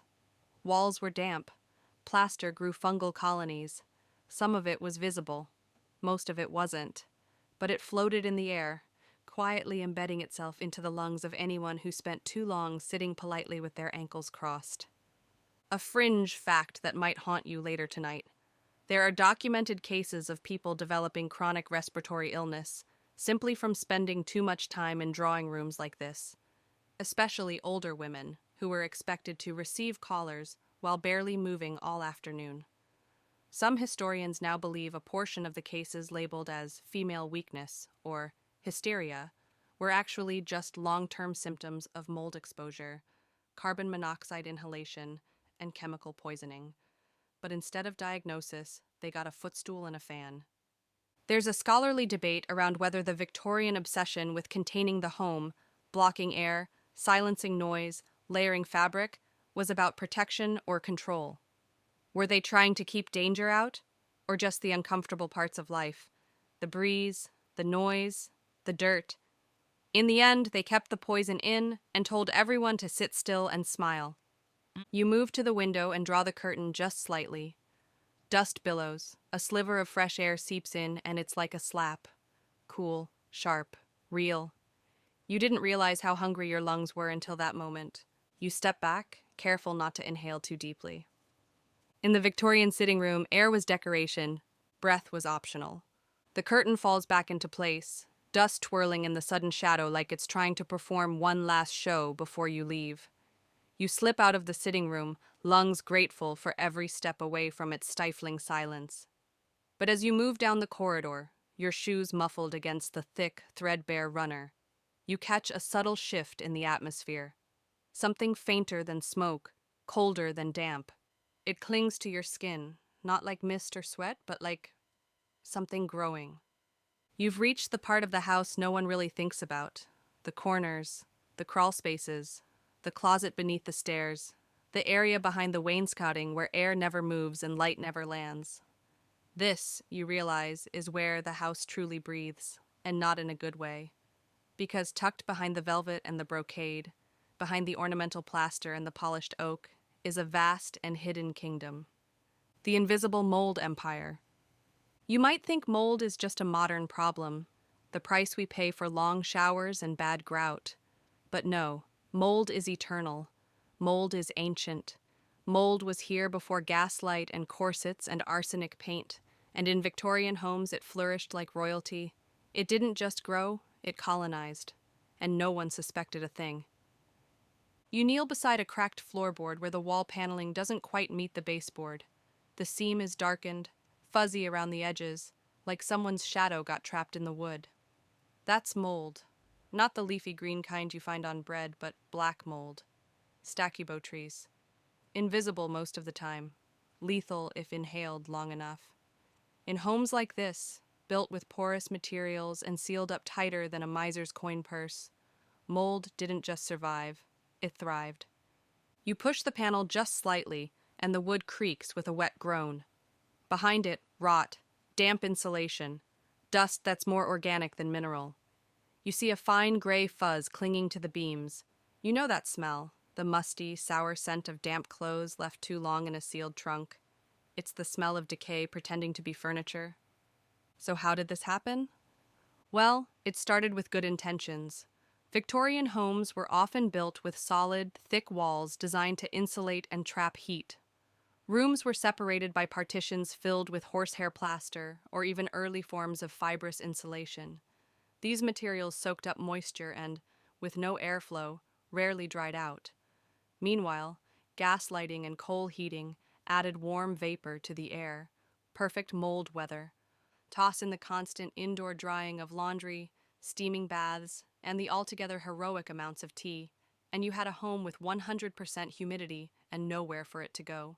And they didn't clean mold, because they didn't know it was there. They scrubbed surfaces, sure, washed linens, polished brass, beat rugs. But the walls, the subflooring, the rafters? Mold hid in the invisible places, feasting on wood pulp, wallpaper glue, and fabrics laced with organic dye. You could be sitting in a mold colony and not even realize it until the coughing started, or the headaches, or the strange fatigue that never really went away. One open scholarly debate still haunts building historians. How many cases of so-called nervous exhaustion were actually early symptoms of mold exposure? Women were often diagnosed with hysteria, men with melancholy, children with delicacy. But when you trace these cases, what they described, how the symptoms escalated, they start to sound less psychological and more environmental. Eyes burning, nausea, brain fog, labored breathing, some even hallucinated. And what do modern mold specialists say? That long-term exposure to mycotoxins can mimic all of those symptoms, sometimes worse. You find a crawlspace door beneath the stairs, small, nailed shut at the corners. No light seeps through. You don't open it. Some mysteries smell better closed. But you know what's back there. Decades of spores. Layers of dust so fine it floats like smoke. Maybe even fungus growing like lace across the joists. You imagine a servant sent in once a season to check the wood, holding a candle and hoping the air didn't make her dizzy. She'd return pale, perhaps coughing. Just a chill, they'd say. Then she'd get worse. Mold didn't just lurk behind the walls. It emerged slowly, subtly, under pianos, behind tapestries, in the folds of curtains near drafty windows. It thrived in cellars, especially those with food stores, jars of jam sweating through their wax seals, root vegetables exhaling moisture into dark corners. And upstairs, in the attics, the insulation was often wood wool or straw packed into gaps, an ideal breeding ground for mold colonies fed by roof leaks and rising damp. You press your hand flat to the wall. It's soft, not crumbling, but yielding, like the wallpaper's been reabsorbing itself. That's the glue, made from flour paste, organic, tasty, a buffet for spores. Even the paint could grow mold, especially if it contained linseed oil or was applied to damp plaster. And don't get started on the wood paneling. Beautiful, carved, and often rotting from the inside out. A fringe fact worth knowing. Some Victorian families kept toads in their basements. No, really, live toads. They believed the toads would eat the insects and protect the home from damp spirits. There are even stories of small toad houses built into the cellars. Did it work? Probably not. But it tells you something. They knew their homes were sick. They just didn't know why. You step back into the hallway and feel the change in your own body. Your breath is shallow. Your skin's a little itchy. Is it psychosomatic? Maybe. Or maybe this is what it felt like, day after day, to breathe in the invisible breath of mold, to let spores settle in your lungs like dust on a bookshelf. There are houses today, still standing, built in this era, still with the same bones, the same wallpapered walls, the same dark corners. And sometimes, when the right beam of light hits just so, you can see the air itself shifting. Not smoke, not dust, spores. And once they're in your lungs, they don't go quietly. In the Victorian home, death didn't always knock or poison or burn. Sometimes it just floated in, invisible, patient, and made itself at home. You leave the crawl space and its fungal empire behind, brushing your sleeve out of habit, as if spores might have hitched a ride. Probably a smart move. You've wandered through every corner of this house by now, and with each step, the evidence stacks up. Everything, everything wants you dead in here. But there's one final layer to this gothic onion you haven't peeled back yet, and it waits for you up a narrow set of stairs, tucked into the quietest part of the house, the bedrooms. On the surface, they should be restful, a refuge from all the grime and gas and grief of the rooms below. But you know better by now. In the Victorian home, nothing is innocent. And what you're about to find isn't just physically harmful, it's psychologically cruel. You enter the master bedroom first. The curtains are drawn, but you can tell this room gets decent light during the day. The bed is a towering thing, four-poster, heavy with lace and damask, the mattress raised high enough that you could store a person under there. Maybe two. A vanity sits near the window, bottles and brushes scattered across its surface like the aftermath of someone trying, very hard, to hold themselves together. And on the wall above the headboard, you spot a small framed cross-stitch that reads, "Suffer in silence." Fitting. Because in this room, that was the whole point. You move toward the vanity, catching your reflection in the murky glass. The bottles here are the usual suspects: lavender water, rose oil, glycerin, powders. But it's what's missing that's louder. There are no painkillers, no real medicine, because in the late Victorian era, women, especially middle and upper class women, were expected to perform wellness, regardless of how unwell they actually were. You sit at the edge of the bed. It creaks. The mattress is stuffed with horsehair and straw, and it smells faintly of old linen and cold sweat. This is where it happened.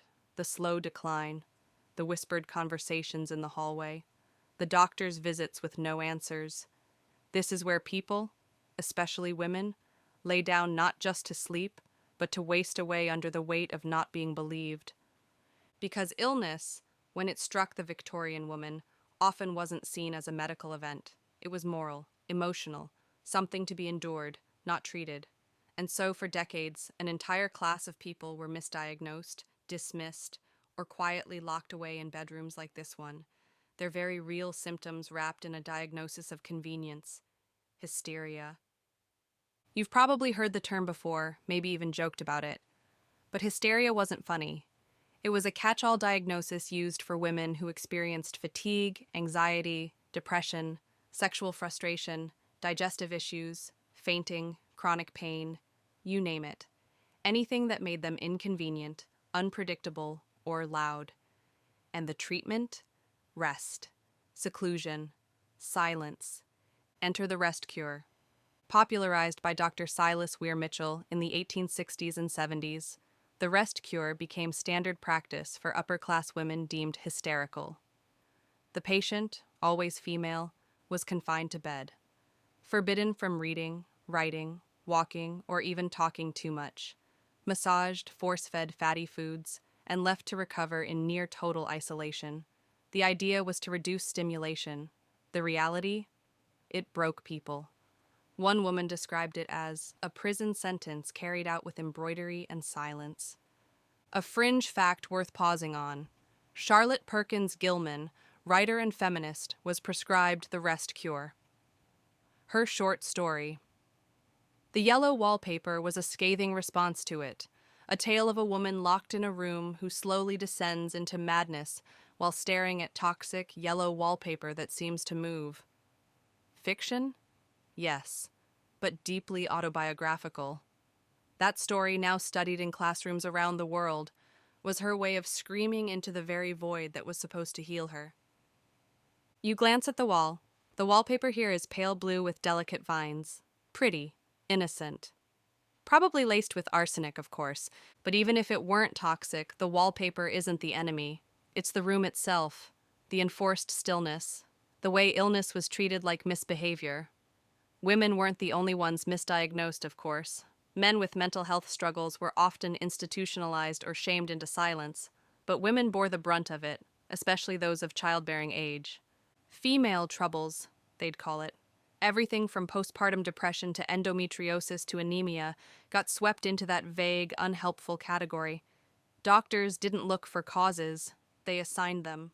You were too nervous, too sensitive, too excitable. You needed quiet. You needed less reading, less thinking, definitely less disagreeing with your husband. There's a drawer in the bedside table. You open it slowly and find a journal, brittle with age. The handwriting is tight, desperate. The entries are brief. Headache again, could not leave bed. Doctor says it's nerves. My chest feels hollow, like I cannot catch air. I tried to speak to Henry about the baby. He told me to rest. The last page is blank. You don't want to know why. You move toward the child's room across the hall. It's smaller. A narrow bed. A single shelf of toys. Wooden, hand-painted, chipped. One cracked porcelain doll stares up at the ceiling with blank, lidless eyes. But it's the window you notice, nailed shut. A safety precaution, or an effort to keep out the damp? Either way, it seals the room like a jar. And here, too, is the legacy of not being believed. Children who were sickly, who didn't grow, who coughed for years, diagnosed with weak lungs, prescribed nothing but cod liver oil and good behavior.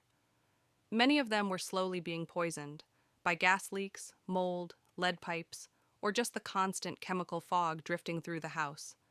And when they didn't recover, the parents wept, but the doctors said things like delicate constitution or failure to thrive. No one tore up the floorboards looking for fungus. The scholarly debate here is simple. Was it negligence, or was it willful ignorance? Did they not want to see the patterns, the correlations? Or did they see them and lack the tools to act? After all, germ theory was still relatively new, ventilation was distrusted, and the medical field was, let's be honest, still stumbling around in the dark while holding a laudanum bottle and insisting everything was fine. You step out of the bedroom, back into the hall. The light here is gray, neither day nor night. The air is still. Not heavy like in the sitting room, just neutral. Empty. Like the house has finished telling you its secrets, and now it's waiting to see what you do with them. In the Victorian home, pain didn't just hide behind wallpaper or waft from the gaslight. It sat beside you in bed, held your hand while you cried, and told you it was all in your head. You reach the final staircase with a sense of quiet dread, your feet lighter now, not from energy but from fatigue. The kind of fatigue that comes when every room you've entered has tried to warn you, in its own musty, crumbling way, that safety was a lie. Still, you climb. The steps creak beneath your weight, like brittle bones. At the top is the attic door, slightly ajar, as if it's been waiting. No lock, no resistance, just a sigh of stale air and darkness. You push it open. The attic smells like old wool, burnt dust, and abandonment. Slanted ceilings press down like low clouds. The beams are thick with cobwebs and soot. A single dormer window filters in enough light to reveal the outlines of trunks, broken furniture, and forgotten things wrapped in yellowed sheets. But more than any room you've been in so far, this one feels alive. Not with people, but with the memory of them. The detritus of generations. Things they couldn't bear to throw away, or maybe things they just couldn't face. This is where the Victorian house becomes honest. Because here, beneath the eaves, no one tried to impress you. There's no silk, no gaslight, no fine wallpaper disguising rot. Here, the bones of the house are laid bare, and with them, the truth. You weren't meant to survive this place, not really. You move through the clutter, a broken pram, a hat box stuffed with moth-eaten veils, a stack of ledgers with handwriting so rigid it might cut you. The air is dry, but not clean. Every breath carries dust so fine it settles in your sinuses like ash. And then, tucked behind a stack of broken chairs, you find it. One last relic. A chaise lounge, torn at the seams. The stuffing spills like exhausted lungs. And beside it, a framed photo, face down. You turn it over. A family, 5 people, all dressed to the nines, stiff with pride. But the baby in the center, she looks limp, not asleep, not dead, something in between. Your stomach turns, because sometimes people posed with the dead and didn't tell anyone. You set the photo down. This final room? It's not just storage. It's the home's memory dump, where everything dangerous, shameful, or tragic ended up. Lead toys that made children sick. Books with mold between the pages. Baby clothes stained with laudanum and milk. Even the mattress, propped against the wall, its fabric split open, revealing clumps of horsehair gone green with mildew. The attic was a haven for all the house's worst instincts. Heat in the summer turned it into a kiln, activating off-gassing from every object. Arsenic pigments, formaldehyde from stored garments, lead dust rising in dry plumes. In winter it froze, cracking walls and inviting condensation that fed mold. Animals got in, birds nested in chimneys, rats chewed on God knows what. And through it all, families kept storing things here because it was out of sight, but never out of reach. Even now, the air feels thick with particles. You wonder if your clothes are absorbing it, if your lungs are holding it in. Maybe that's what finally did people in. Not the arsenic, not the gas, not the mold or the mercury, but the accumulation. All of it. Every chemical, every trapped breath, every silenced symptom. It was death by 1,000 unremarkable details.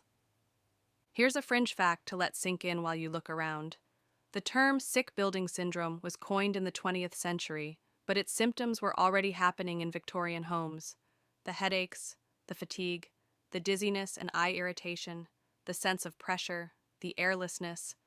It's just that no one called the house sick. They called you sick. There's an open, scholarly debate around legacy buildings like these.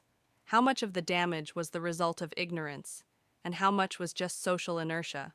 Because they could have cracked a window.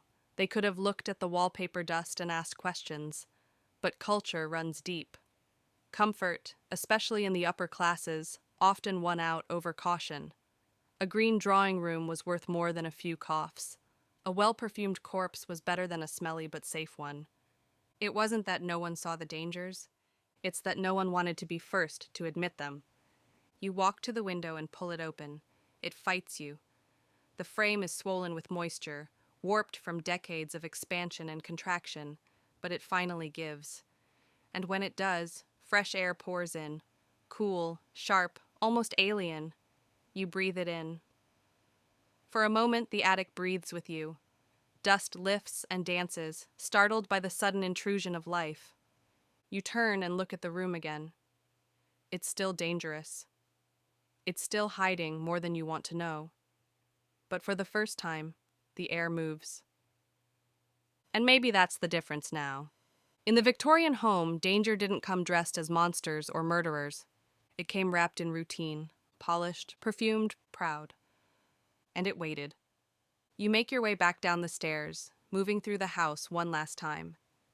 It feels different now, even though nothing has changed. The same furniture, the same wallpaper, the same heavy hush that hangs in the air like a sleeping animal. But you're carrying something the house never expected, a full understanding of just how alive its dangers really were. You retrace your steps slowly, past the kitchen, where soot and steam once turned dinner into slow poison. Through the sitting room, where silence was suffocating and breath itself was a gamble. Past the medicine cabinet, that cabinet of chemical miracles and mistakes. You nod toward the nursery door, but don't go in again. You don't need to. You already know what waits behind it. Well-meaning harm, wrapped in lace. In the hall, the morning room stands quiet. Still. You linger for a moment, your fingers grazing the velvet drapery. Not because you need to go back in, but because grief, like mold and memory, never really leaves. It just gets quieter. At the front door, the knob is cool in your hand. You pause. Behind you, the Victorian home exhales. You swear it does. Like it knows you've seen everything now, every toxin, every hidden killer, every misguided choice that turned domestic life into a slow-motion gamble. You step outside into the air, crisp, real, unforgiving in all the best ways. And maybe that's the final truth. For all its elegance and ritual, the Victorian home was never truly built for life. It was built for appearances. You made it out. Most people didn't. Now breathe, deep, full. You're not in the house anymore. You're free.